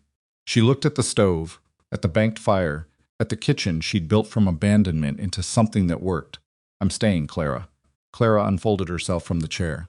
Came and stood beside Abigail for a moment, not touching. They weren't at the touching stage yet. That would take more time, but beside her, close enough that the warmth of the small body was present. Okay, Clara said. She padded back to the interior door and went upstairs. Abigail stood in the kitchen for a while after she was gone. She listened to the sounds of the ranch at night, the horses in the barn, the wind off the ridges, the particular creak of the house settling into the cold. Sounds she had learned to read over the past weeks. Sounds that told her whether things were as they should be. They were as they should be. She banked the stove the rest of the way for the night, and went to her room and lay down in the dark, and she thought about Thursday, about Whitfield and his surveyors and the expression on his face when he realized the woman he'd dismissed was not going anywhere. Thought about the look on Nathan's face when she'd found those surveys. The look that was not just relief, it was something closer to recognition. Like a man seeing for the first time someone looking back at him. She thought about Clara saying, okay, in the kitchen doorway. She turned on her side and pulled the blanket up and closed her eyes and listened to Wyoming settling into the cold dark of a late October night. And she slept. Thursday came in cold and clear, the kind of morning that made the distance feel sharp and precise. Every ridgeline cut against the sky like something newly made. She was up at 5. She had not slept well, not from fear exactly, more from the particular alertness that comes before something important, the way the body decides to stay close to the surface of sleep rather than go down into it. She got the stove going and started the coffee and stood in the kitchen in the early dark thinking through the day the way she thought through a complicated meal, each piece in sequence, what needed to happen in what order. Aldridge had arrived the evening before on the last coach from Rawlins. Nathan had put him in the spare room upstairs, and she'd heard them talking in the office until well past 10, the low murmur of voices going over documents, going over strategy, doing the thing that lawyers and their clients did in the hours before the moment of reckoning. She'd left coffee outside the office door at 9:30 and gone to bed without interrupting them. Now she put biscuits together twice the usual quantity, because there would be more people here today, and because feeding people before difficult things was the only preparation she knew how to make that was entirely within her control. She put a pot of oats on beside the coffee. She went out to the root cellar in the dark and brought back the last of the cured ham she'd been rationing, and sliced it thin and got it in the pan. The smell brought Pete first, then Frank, then Walt. Thomas was already dressed, and in the yard when she looked out the window, she could see the orange point of light that was his cigarette, moving slowly near the barn.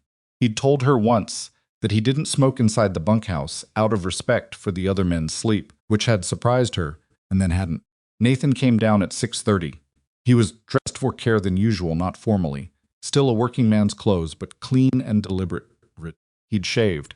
He had the look of someone who had made a series of decisions in the night and was now at peace with them, or as close to peace as someone can be before the thing they've decided about actually happens.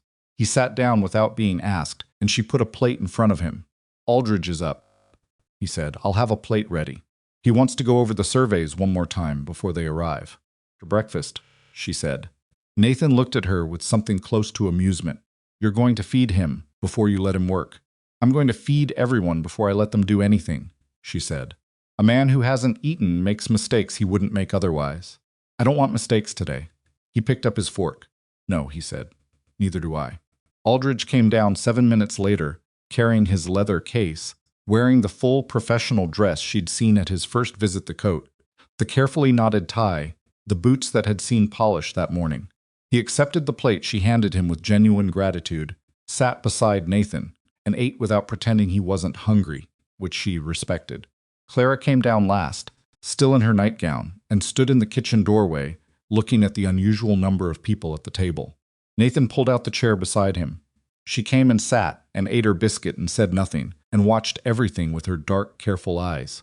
Whitfield arrived at 9 o'clock exactly, which told her something about him. She'd already suspected he was a man who understood the performance of precision, who showed up exactly when he said he would not, because he was naturally punctual, but because he understood that punctuality in a confrontation was a form of control. He brought 4 men. 2 of them were surveyors, she could tell by the equipment they carried, the measuring rods, the level, the notebook one of them had already opened. The other 2 were the hired men she recognized from before, and behind the surveyors in a separate buggy was a man in a city coat whom she identified as Whitfield's lawyer before anyone made an introduction. She watched from the kitchen window as Nathan and Thomas and Aldridge went out to meet them in the yard. She stayed in the kitchen. She had work to do, and more than that. She understood that certain moments needed to belong to Nathan, that there was a kind of standing that came from a man managing his own property, and that standing mattered. She would not dilute it by inserting herself into the yard before she was needed. She got the midday meal started. She listened to the muffled rise and fall of voices from the yard. After 20 minutes, Thomas came back inside. He poured himself coffee and stood at the window. "How is it going?" she asked. Whitfield's lawyer is claiming the county authorization on the Hartwell surveys is insufficient because the surveying firm dissolved in 1882 and therefore cannot be called as witness to their own methodology. He said it with the particular flatness of someone repeating something they find genuinely contemptible. Aldridge says that's not how property documentation works. Whitfield's lawyer says it is. They're going around. What are the surveyors doing? Walking the line. Whitfield's men are starting at the north stake and measuring east. Thomas paused. Aldridge has a surveyor, too. He arranged that a man named Beaumont, coming from Casper, should be here by mid-morning. She looked at him. Aldridge arranged a surveyor. Apparently he's done this before. Land disputes, boundary claims. He said Whitfield's tactic is not original. Thomas drank his coffee. He also said that if Whitfield's surveyors are using a different baseline than the Hartwell measurements, we can catch discrepancy on paper, and the paper wins. So we wait for Beaumont. We wait for Beaumont, Thomas said. Turned back to the stove. Waiting she could do. She'd been waiting for things her whole life and had learned to be useful during the wait rather than standing at the edge of it, watching it not end. Beaumont arrived at 10:30. She knew, because she heard the shift in the quality of the yard noise, a new voice, a different energy, the sound of things adjusting in response to a change in the balance. She looked out and saw a compact man in a plain coat stepping down from a hired horse and shaking Aldridge's hand with the brisk efficiency of a professional who had been briefed and was already working. Whitfield's expression, visible even from the kitchen window at that distance, shifted in a way she found satisfying. She brought coffee out at 11, not because it was her place to serve, but because it was cold, and everyone in the yard had been standing in that cold for 2 hours, and coffee was what she had to offer, and she was not going to let it go unoffered on a point of pride.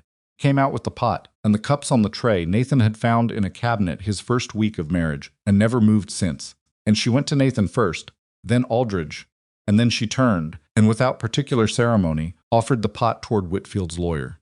He looked at her with the expression that city lawyers develop for situations they haven't been briefed on. "Coffee," she said. He took a cup. Whitfield looked at the cup his lawyer was holding and looked at her, and she met his eyes with the same pleasant directness she'd used in the office 2 weeks before. She went back inside and let them have the yard. The surveyors worked until just past noon. She had the meal ready when they came in, not Whitfield's men. Those she fed on the porch, a practical decision with no hostility in it, simply a matter of space. Nathan's men and Aldridge and Beaumont came to the kitchen table, and she put food in front of them and kept herself busy at the stove. Beaumont was a thorough man. He ate quickly and talked while he ate, which she'd normally find rude but in this context found efficient. He was explaining his findings to Nathan and Aldridge in terms that were technical enough to require some working knowledge to follow. But she followed them. She'd been working with survey documents for 3 weeks now, and she had a head for numbers, and she listened from the stove. The baseline discrepancy was real. Whitfield surveyors had begun their measurement from a stake that was 32 feet south of the stake indicated in the Hartwell surveys. 32 feet south. She did the arithmetic in her head without being asked. Across the length of the north boundary line, that 32-foot deviation accumulated into a difference that would shift the boundary by enough to put the best portion of Nathan's north pasture, the water access, the south-facing slope, into contested territory. Deliberate, Beaumont said. He said it without drama, the flat assertion of a man stating a technical finding. That stake placement is not a measurement error. A measurement error of that magnitude would require incompetence beyond anything a licensed surveyor would risk his certification on. The stake was placed where they placed it because that's where they needed it. Nathan set down his cup. You can document that, I already have, Beaumont said. My measurements are in the record. The deviation, the original stake location per Hartwell, and the location of the stake Whitfield's men were using. It's all there. Aldridge looked at Nathan with the quiet satisfaction of a man whose preparation has proven sufficient. This is fraud, he said, boundary fraud. It's a different matter from what we've been dealing with on the supply accounts, but it's the same category of problem. Someone representing false facts in order to obtain something that doesn't belong to them. Can you use it? Nathan asked. I can use it to end this today, Aldridge said. If Whitfield wants to continue pressing the claim, he does it knowing we have documented evidence of fraudulent survey placement. That's not a position a man with property and a reputation in this county maintains voluntarily. Nathan looked at his plate.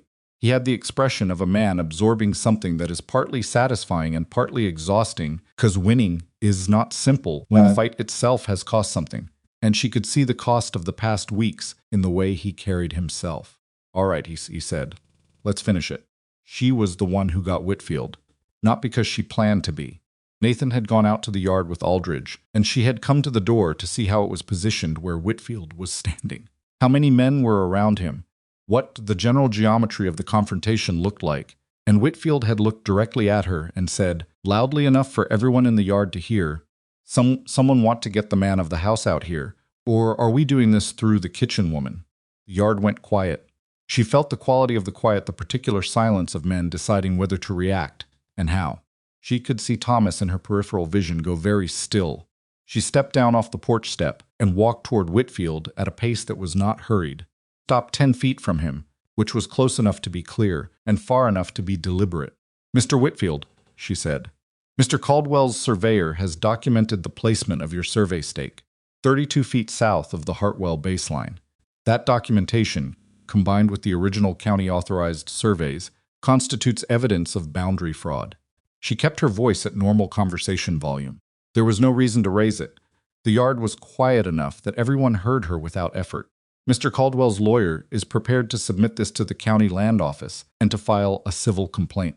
If you'd like to discuss an alternative resolution, Mr. Caldwell is willing to hear you out.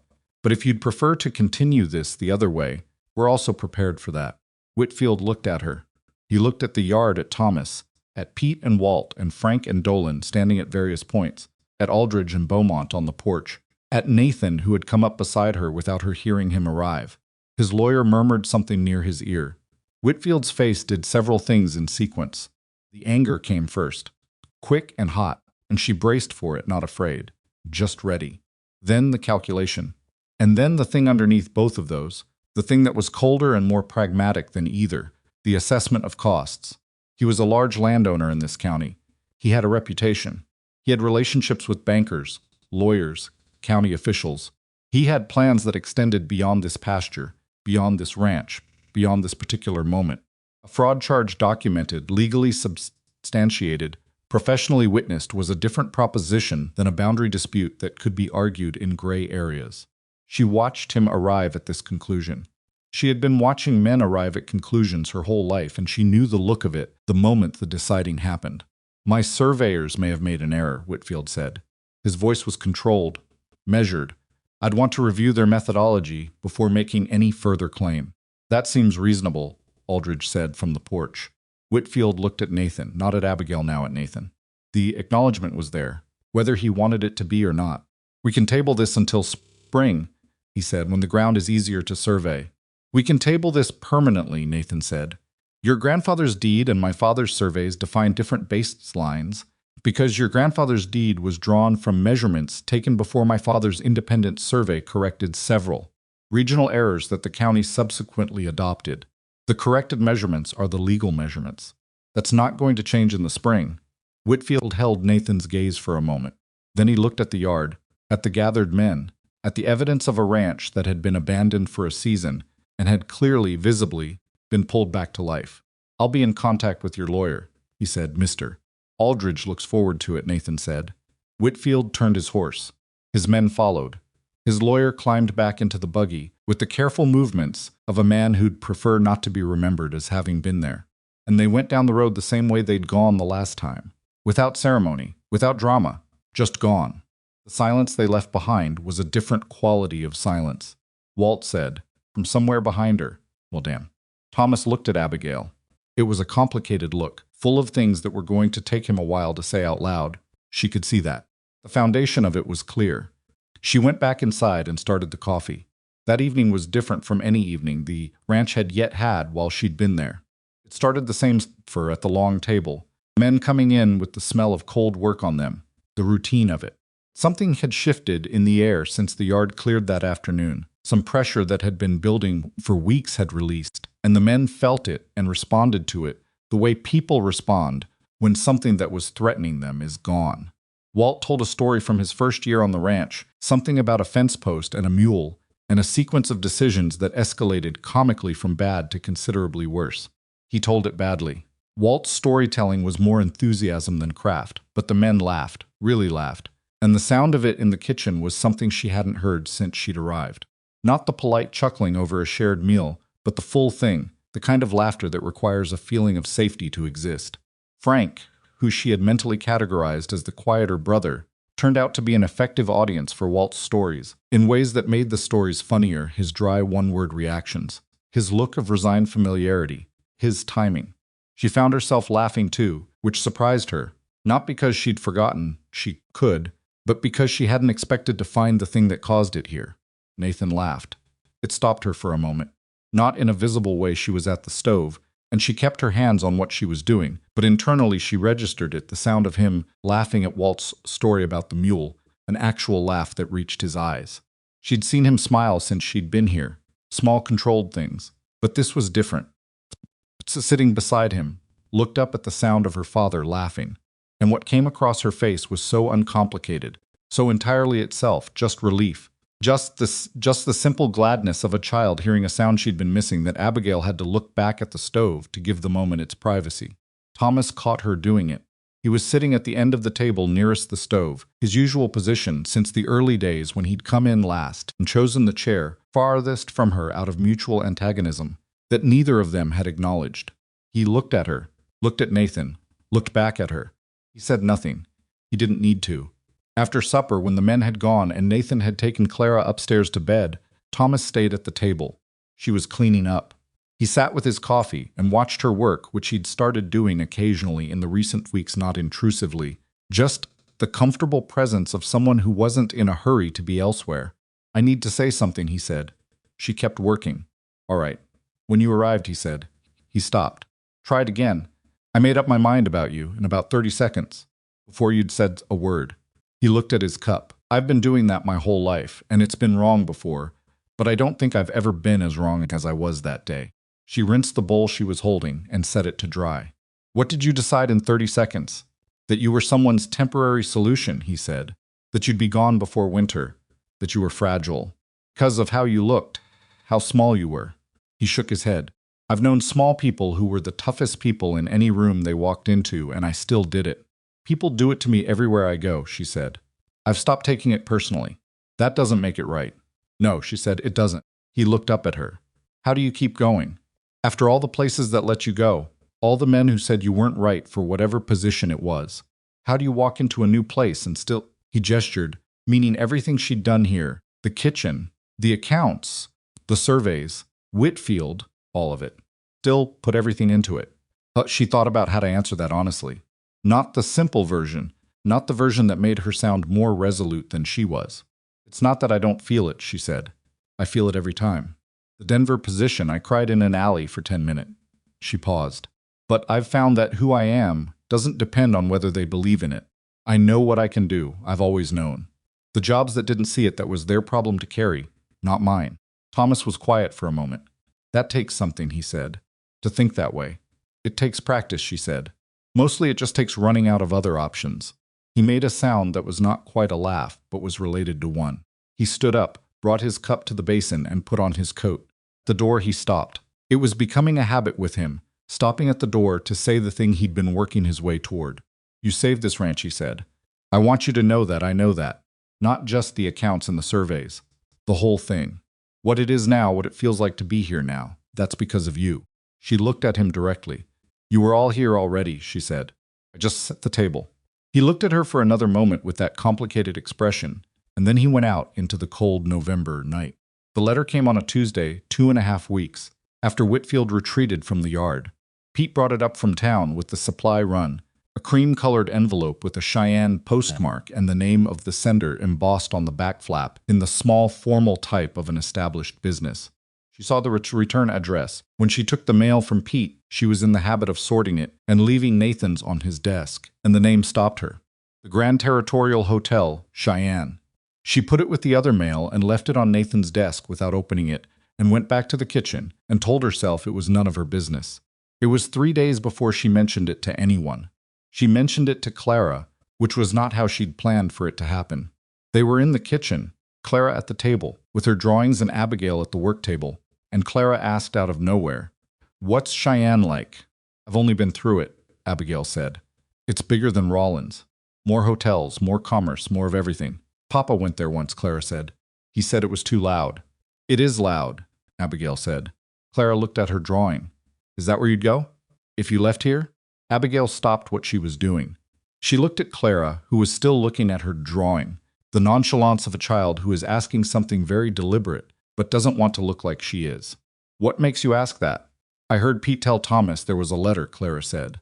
"From Cheyenne. Pete said it had a hotel name on the envelope." She thought for a moment about what to say, about how much a 7-year-old needed to know about the complexities of adult decisions before those decisions were made. "I haven't opened it," she said. "I don't know what it says." "But you think you know," Clara said. She looked at her.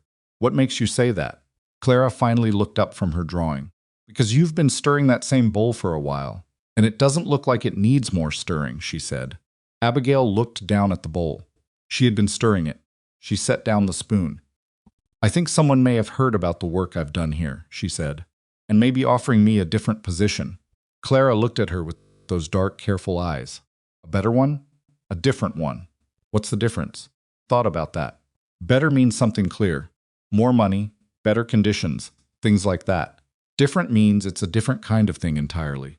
Not necessarily better or worse, just different." Clara looked back at her drawing, picked up her pencil and added a line to it, something deliberate. "I think you should open it," she said. She opened it that evening. She didn't do it in the kitchen, and she didn't do it with anyone present. She went to her room after supper and sat on the edge of the bed and held the envelope for a moment and then opened it with the practical efficiency she brought to things she was not sure she was ready for. The letter was from a man named Hargrove, the managing director of the Grand Territorial Hotel in Cheyenne. It was well written, better than most business correspondence she'd seen, which told her something about Hargrove himself, or at least about the person he'd hired to draft it. He had heard, he wrote, through a contact in Rawlins, whose identity he did not disclose, about the exceptional work she had done transforming the kitchen operations at Red Hollow Ranch under considerable adversity. The Grand Territorial was in the process of expanding its kitchen operations in preparation for the hotel's renovation and expansion in the spring, and they were seeking an experienced kitchen manager to oversee the new operation. The salary he named was $28 a month. She read that number again. $28 a month, plus full room and board, plus the professional designation of kitchen manager rather than cook. Title that, in a hotel of the Grand Territorial's apparent size, would open doors she'd been pushing against her entire working life. She put the letter on the bed beside her and sat for a while. $28 a month. She was earning $12 at Red Hollow. The difference was not abstract. The difference was the difference between surviving and actually building something for herself, between the thin mattress and the coat as extra blanket and something that was actually hers. A real position, a real title, a real future in a real city. She had not come to Red Hollow Ranch looking for a home. She had come looking for $12 a month and a room. She sat with the letter until the light from the window went gray and then dark, and the sounds of the ranch, settling for the night, came through the walls. Thought about the kitchen and the table, and Clara's face when Nathan laughed, and the surveys in the desk drawer, and the herbs growing in the window, and the covered carrot beds in the garden, and the bench that needed repair before spring. She thought about what she'd said to Thomas, "I know what I can do. I've always known." She knew what she could do in Cheyenne. She also knew what she'd already done here, and the difference between those two things was not the salary. She folded the letter and put it back in the envelope and set it on the small shelf above the window and went to sleep. Nathan found out about it from Thomas, which she should have anticipated. She was in the garden the following morning, not the covered beds. Those were fine. But the frames she'd been building for spring planting, rough cedar frames she'd asked Walt to help her cut, because Walt turned out to have a good eye for measurements when given a precise enough direction. She was marking out the bed placement with stakes and twine, thinking about what would go, where when the season came back, when Nathan came around the side of the kitchen. She could tell from the quality of his walking that he'd been told something and was working his way towards sousing it. Came and stood at the edge of the garden and looked at the stakes she'd placed. "Planning for spring," he said.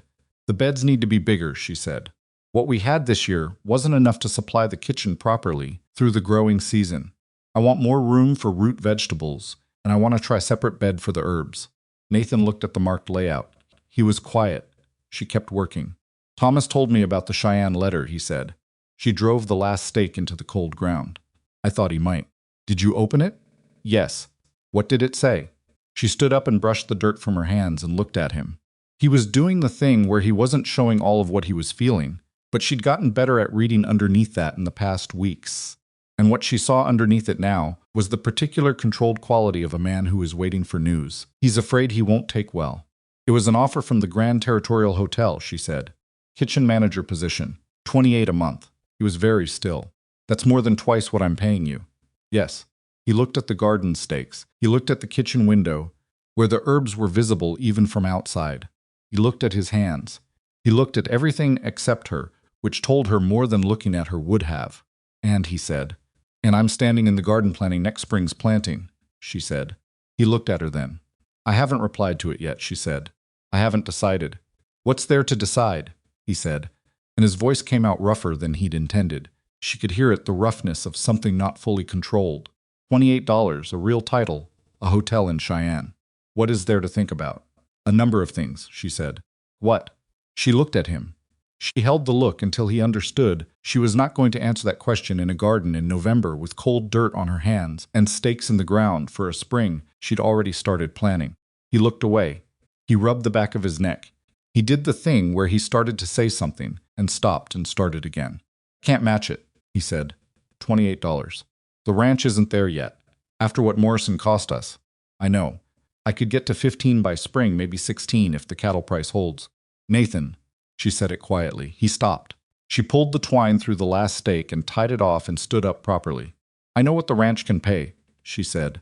"I've been going over the accounts with you for 2 months. I know exactly what it can pay." "Then what are you deciding?" he asked. He said it with more raw directness than he'd used with her before, the careful guarding almost fully gone now, replaced with something that was less composed but more honest.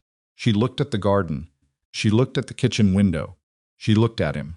"Whether Red Hollow is worth more to me than $28 a month," she said. He was quiet for a long time.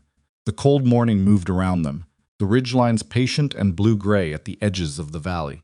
"Is it?" he asked. He asked it the way people ask questions when the answer matters enough that they can't make their voice do anything except what it does. "I'm still deciding," she said. She went back inside. Following week was the hardest in ways she hadn't expected. Not hard in the way of the Whitfield confrontation, or the account fraud hard in the quieter, more personal way of a decision that sits with you while you move through your ordinary days and will not stop sitting with you, no matter how much work you put in front of it. Cooked. She went over the accounts. She worked on the spring planting layout. Taught Clara 2 more things about bread, how to score the top before baking, why that mattered, how the cut allowed the dough to expand in the right places rather than cracking randomly. Clara was getting better at the actual kneading. Her hands were getting stronger. Thomas said nothing about Cheyenne. He'd clearly been told by Nathan to leave it alone, which she appreciated without saying so. Nathan was different with her, in the way people are different when they are holding something unsaid. He was still present, still ate at the table, still walked with her through the accounts and the supply questions that came up regularly. But there was a restraint in him that hadn't been there before, a carefulness, the carefulness of a man who has said a thing and cannot unsay it and is waiting to find out what it costs. Caught him looking at the garden once, from the kitchen window, just standing at the window looking out at the marked beds, the stakes, the twine she'd strung. She brought the letter down from the shelf in her room on a Friday evening and sat at the kitchen table after supper and read it again. Terms were the same. They were very good terms. Clara came in and sat across from her and looked at the letter without reading it. It was upside down from where she was sitting. "Are you deciding?" Clara asked. "Yes," Abigail said. Clara put her elbows on the table and her chin in her hands. "What does it feel like?" Abigail looked at her. "What do you mean?" "When you're deciding something important," Clara said. "What does it feel like inside?" She thought about that. "Like being in a garden in early spring," she said. "When you've put seeds in the ground but you can't see anything yet. You don't know for certain what's going to grow. But you chose those seeds for a reason, and you put them in good soil, and you did the work." Clara thought about this. "And you just have to wait?" "And you just have to wait," Abigail said. Clara looked at the letter, then at Abigail. "I think you already know," she said. She looked at Clara, 7 years old, wearing her too big dress and her tight-seamed boots and looking at Abigail with the eyes of someone who had lost the most important person in her world and had been watching very carefully ever since, to understand how people decided what to hold on to. "I think I do too," Abigail said. She folded the letter. She would write to Hargrove tomorrow. She would be courteous and direct, which was the only way she knew how to be. She would thank him for the offer, which was genuine and generous and worth acknowledging. She would decline it, which she had known she would do, for longer than she'd admitted to herself. Not because the ranch needed her. Not because Nathan needed saving. Not because she had nowhere else to go. Because she had been in a lot of kitchens in her life. And she had fed a lot of people in a lot of places. And she had built competence in every room she'd ever stood in. And she had done it alone. Always alone. And here, for the first time in longer than she could precisely locate, she was not alone, and that was not nothing. And she was not going to pretend it was nothing by putting a price on it and comparing it to $28 a month. She put the letter in her coat pocket and got up and put the kettle on, and Clara sat at the table with her book, and outside the Wyoming night settled over the valley, and the herbs on the windowsill were taller now, reaching steadily toward whatever light found them, which was what living things did when they were where they were supposed to be. She wrote the letter to Hargrove on a Saturday morning, before breakfast, before anyone else was up. She did it at the kitchen table with the lamp still burning, because the December light came late and thin through the window at that hour. She wrote 2 drafts. The first one was too explanatory, the kind of letter written by someone who feels they owe justification for a decision that requires none. She folded it and set it aside. The second one was short. She thanked him for his consideration, acknowledged that the offer was generous and the position a genuine opportunity, and declined. She did not explain why. She had learned over the years that explanations in a declination letter were almost always written for the writer's comfort rather than the reader's benefit. She sealed it and set it on the small shelf by the door where outgoing things went, and then she put the lamp out and started the stove, because the morning was still there, and the men would need breakfast. Pete took the letter to town on Monday without knowing what it was, which was how she preferred it. She told Nathan that evening. Not with ceremony.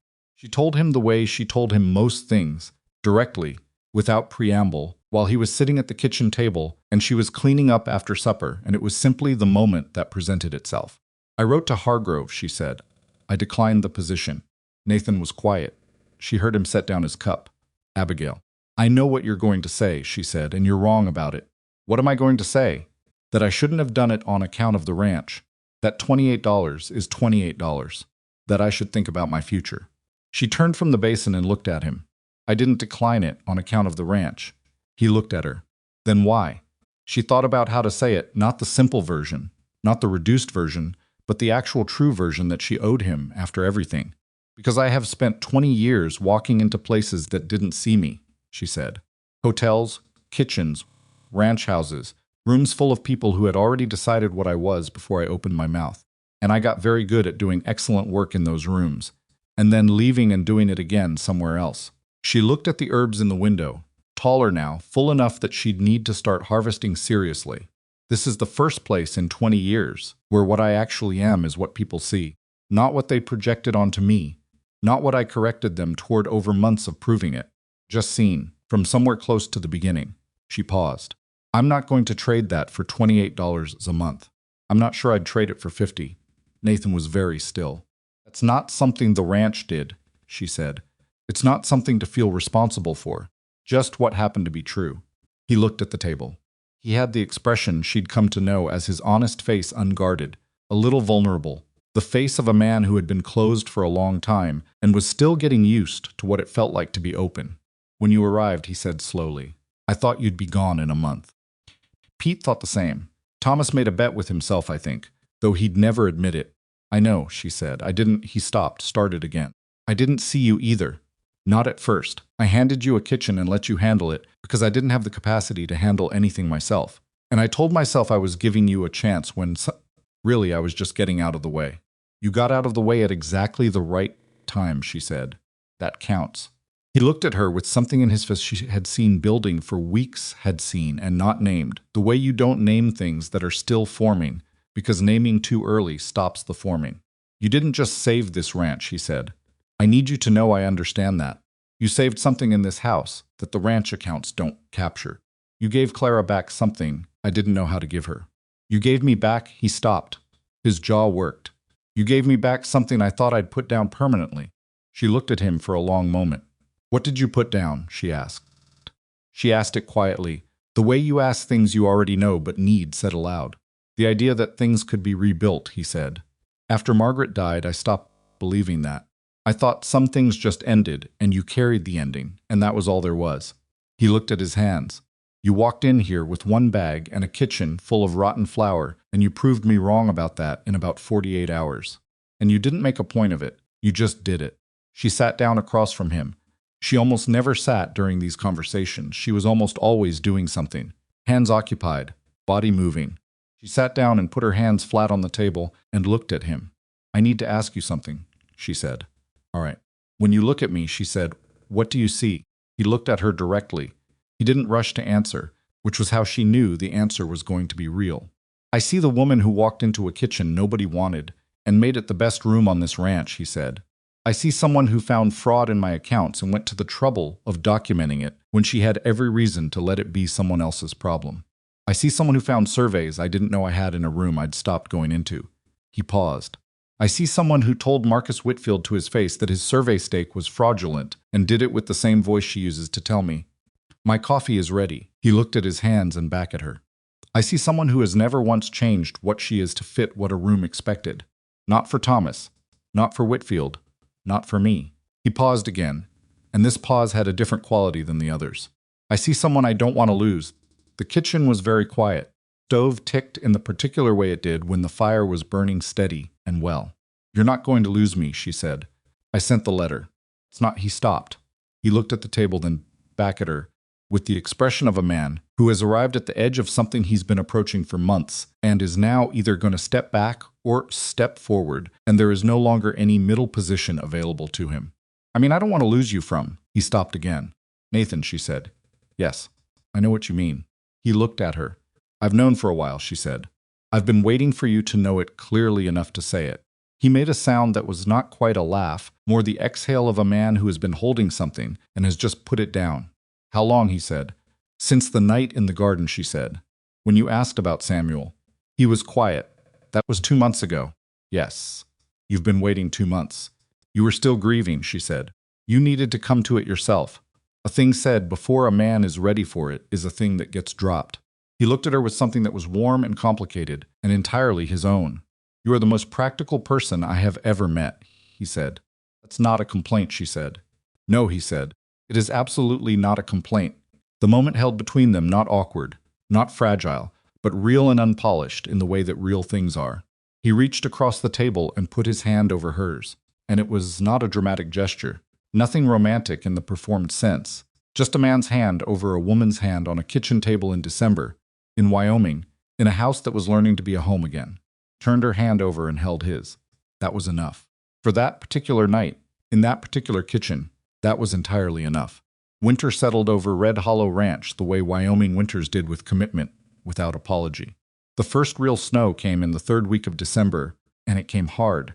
2 days of it, and when it stopped, the valley was buried under 18 inches, with more on the ridges.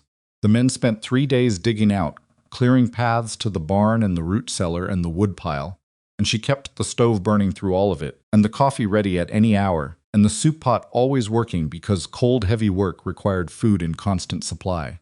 Thomas pulled a muscle in his back on the second day of digging and came into the kitchen, bent at an angle that made her wince in sympathy, though she didn't let him see that. She made him sit down and brought him the heat pack she'd fashioned from a cloth sack and dried corn, and he sat there radiating irritation at being injured, and she ignored the irritation and handed him coffee, and he drank it without arguing. "You're going to tell me to rest," he said. "You're going to rest," she said. "You don't have a choice." He looked up at her with the expression that was his version of exasperation. "The North Drift, Pete and Walt have the North Drift," she said. "Sit." He sat. He sat for 2 hours, which was probably the longest Thomas Reed had sat still since childhood, and she gave him more coffee and leftover bread, and he didn't say thank you, but he also didn't leave, which was his way. When he finally stood to go back, still not fully right, she could see him compensating. For it, he paused near the door. The pause at the door. She had come to find it almost affectionate. "You're staying," he said. It wasn't a question. "Yes," she said. He nodded once. "Good," he said, and went out into the snow. Christmas came, which was the first one Abigail had spent, anywhere she would have voluntarily chosen. She made the best meal she could, with what the winter larder offered: a roast from the beef they'd put up in the fall, potatoes and carrots from the root cellar, biscuits, a dried apple pie she'd been planning for 2 weeks, the sugar rationed and saved for the occasion. She'd asked Nathan if he had any objection to the pie, and he'd looked at her as though the question itself was unnecessary, which was answer enough. Clara had been wound up for a week with the particular energy of a child, anticipating something that has been absent for too long.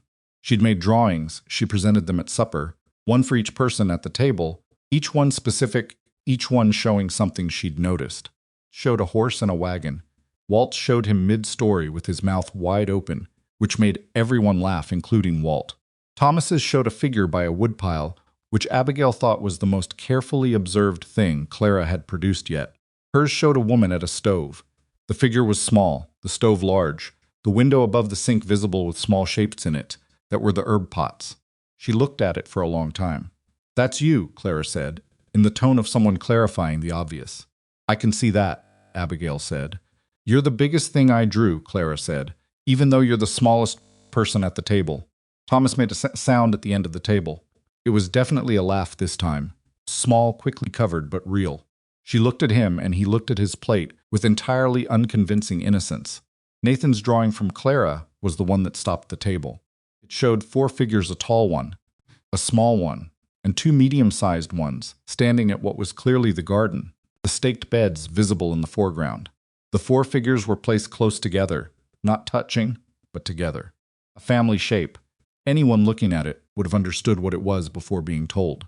Nathan looked at it. He looked at Clara. Clara looked at Abigail with the transparency of a child who has put exactly what she meant into her work and is watching to see if the adults understand it. They understood it. Nathan put the drawing down and reached over and pulled Clara against his side, and she let him, leaning into him with the relaxed ease of a child who has gotten comfortable with the idea of being held again.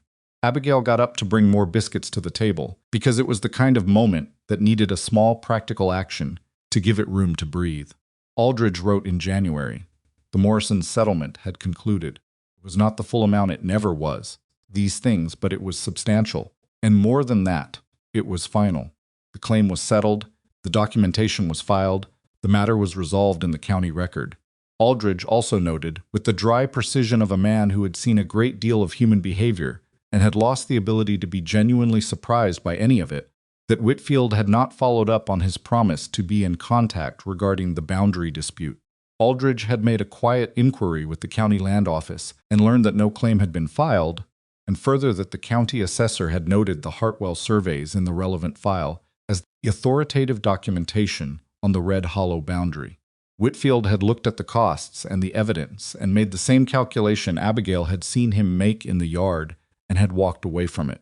Nathan read the letter at the kitchen table, with Abigail across from him, and Thomas standing at the window with his key, which was where Thomas often stood when important things were being read aloud.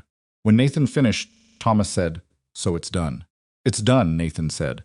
Thomas drank his coffee, looked out the window at the snow-covered yard. "About time," he said. Nathan set the letter on the table. He looked at it for a moment. He looked at the kitchen, the organized shelves, the working stove, the herbs in the window that had needed cutting back and had come back fuller for it, the table that had become the center of everything the ranch was now. He looked at Abigail. "We should talk about your wages," he said. "We should," she agreed. 15, he said, "starting this month. And I want to put it in a proper contract, your role, your responsibilities, what you're actually doing here, which is considerably more than cook." 15 is fair, she said. "It's not 28, he said. "No," she said, "it's not." He looked at her steadily. "I want to get there," he said. "I want to get the ranch to a place where it reflects what you've put into it. That's going to take time. I have time," she said. He held her gaze. "Yes," he said, "you do." Thomas set his cup in the basin and pulled on his coat. "I'm going to go check on the horses," he announced, with the energy of a man who has suddenly developed a pressing need to be in the barn. He went out. Nathan looked at the door Thomas had closed behind him. "He does that," Nathan said. "He's been doing it since October," Abigail said. Nathan looked at her with the warmth that had been growing steadily in his face for months, the warmth of a man who had thawed from something that had frozen him solid and was still getting used to the feeling. "I want to ask you something," he said. "All right." In the spring, he said, he stopped. Tried again with the same patience he brought to hard things. When the ground thaws and the planting starts and the ranch is when it's what we've been building it toward. He looked at his hands. "I want to ask you something then, about what you want. About whether what you have here is whether it's what you want it to be." He looked up at her. "I'm not asking now because I don't think I've fully earned the right to ask now. I want to say that plainly." She looked at him for a long moment. "That is the most careful and considered thing you have said to me since I arrived," she said. "I've been practicing it," he said honestly. She felt something move in her chest, not the theatrical lurch of romance novels. Nothing that clean or convenient, but the quiet, particular thing that happens when you recognize a person fully and find them recognizable back. It was not a simple feeling.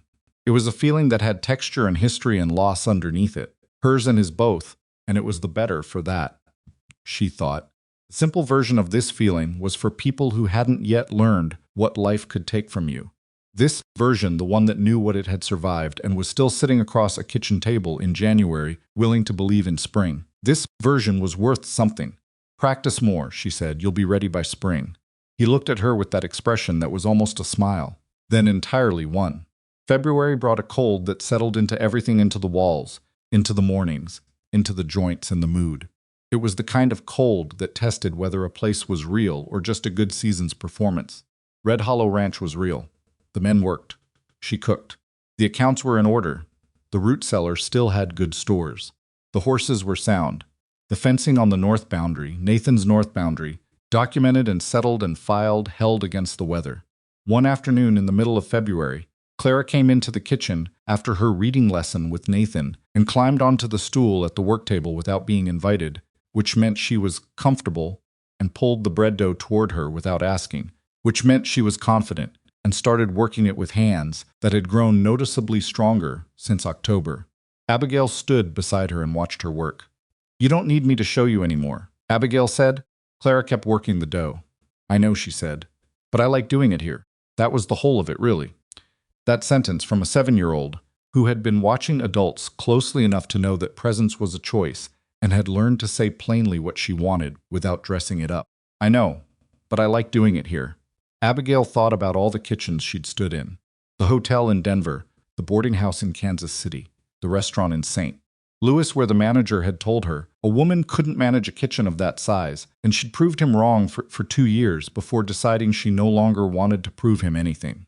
She thought about the room in Casper, where she'd sat for 3 days between the supply crate and the tanner, carrying her bag and her worn boots and her grandmother's herbs, heading toward a place she'd never seen on a gamble she'd made because $12 was $12. She thought about what she knew now that she hadn't known then. About the difference between building something in a place that belongs to you and building something excellent in a place that doesn't. Both were real work. Both required everything you had. But only one of them was yours at the end of the day. This was hers. Not in the legal sense, not yet. And maybe that question would be answered in the spring, the way Nathan had said, and maybe it would take longer. And people and time were unpredictable, and she had learned enough not to demand certainty from either. But in the sense that mattered most, the sense of a place shaped by your presence, a place that would be different without you in it, a place where the people around you know who you actually are in that sense. Red Hollow Ranch was hers. She had not arrived knowing she was looking for it. She had been looking for $12 a month and a room with a working stove. But she had carried with her, all those years in all those kitchens, a self that refused to be reduced to what people decided it was at first glance. She had carried that self through every room that dismissed her, kept it intact through every job that ended without ceremony, and she had brought it here intact, and here it had been recognized. And here was where she was staying. There was a lesson in that worth sitting with, she thought. Not a clean one, not the kind of lesson that fit on a sampler above a doorframe, but the real kind, the kind that costs something before it teaches you anything. The lesson was that the people who underestimate you are not the problem. People will underestimate. They will look at the size of you, the gender of you, the age and the roughness of your boots and the worn quality of your bag, and they will decide before you've spoken. That is not a solvable problem. That is a permanent condition of being a person in the world. Question is not how to stop being underestimated. Question is what you do inside the estimation. Whether you let it become the truth of you, or whether you go into the kitchen and start the stove and make something real out of what you have, and let the work be its own answer. Abigail Turner had been letting the work answer for her entire life. She had sometimes resented having to. She still, on certain days, resented it. That was honest. The resentment did not diminish the work, and the work did not dissolve the resentment. They existed together, the way most true things exist, with their complications still attached. She was here. The work was here. The people the work had brought her to were here. That was not nothing. That was in fact the whole of what a life could honestly be. The first thaw came in late March. She felt it before she saw it, a shift in the air, the quality of the cold softening overnight, the particular smell that comes off ground when it begins to release winter. She went to the garden in the early morning and crouched at the edge of the first covered bed and peeled back the canvas and found the soil underneath dark and damp and beginning to move. She heard boots behind her, Nathan's boots. She knew the sound of them now, the way she knew the sound of the stove and the particular creak of the third porch step. Came and crouched beside her and looked at the garden bed. The dark, good soil. It's time, yes, he said. He was quiet for a moment. She could feel him gathering himself beside her, the quality of his stillness that was not emptiness but preparation. I told you I wanted to ask you something in the spring, he said. You did, she said. I've been trying to find the right way to say it, he said. I don't think there is a right way. I think there's just the honest way. Then say it honestly, she said. He looked at the garden. He looked at her. I want you to stay, he said, not as the cook, not as the person who saved the ranch, though you did that. As he stopped, I want you to stay as the person I go looking for when something happens. The person I want at that table. Not just because the table needs someone at it, but because you're the person I want there. He paused. I want to know if that's something you want too. I'm not asking you to decide this morning. I'm just asking if it's something you want. She looked at the dark soil of the garden bed. She thought about the seeds she'd ordered from the catalog she'd sent for them in January. A deliberate act.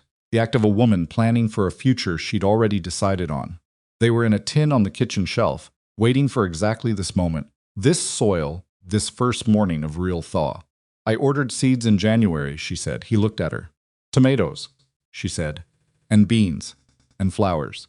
Because someone told me once that flowers were important even if you couldn't eat them. Nathan was quiet. She could see him understanding the shape of what she was saying, the shape of a woman who had made her decision 4 months ago and had simply been waiting for the ground to be ready. Abigail, he said. Yes, she said. She answered the question he hadn't quite finished asking because she'd known the answer long enough that it didn't require the completed question to give it. He looked at her with the full, honest weight of everything the past months had been, the grief and the works, the fraud, and the land fight, and the suppers and the garden, and the quiet evenings in the kitchen that had built something. Neither of them had planned to build when they started. He looked at her the way you look at something you thought you'd lost the right to have. She looked back. The morning light was coming over the eastern ridge now, laying itself across the valley in the long, thin lines of early spring, reaching the garden beds and the kitchen window and the bench that had been repaired over the winter. Walt's work solid and good and ready for the season. Herbs in the window were full and green. The covered beds held roots that had survived everything the winters had sent. Abigail Turner had arrived at Red Hollow Ranch carrying one worn bag and a reputation nobody believed in, and she had left nothing behind her, not in Denver, not in Kansas City, not in any of the rooms that had not been hers. But here she was leaving something. Had already left it, woven into the accounts and the surveys and the kitchen and the table, and the small dark-haired girl who knew how to work bread dough now and said, "I like doing it here," as plainly and precisely as anyone had ever said anything to her. Something she had told Clara once, come back from forgotten. The garden was proof of that. So was the man crouching beside her in the early spring morning, with the question still warm in the air between them. So, she thought, was she. She reached into the pocket of her coat and felt the seed tin she'd carried out with her, the small weight of things not yet planted, not yet grown, not yet what they were going to be. "Put the seeds in," she said. Nathan reached over and held his hand out for the tin. She gave it to him. They knelt in the thawing garden together as the light came over the ridge and the valley woke around them, and they began.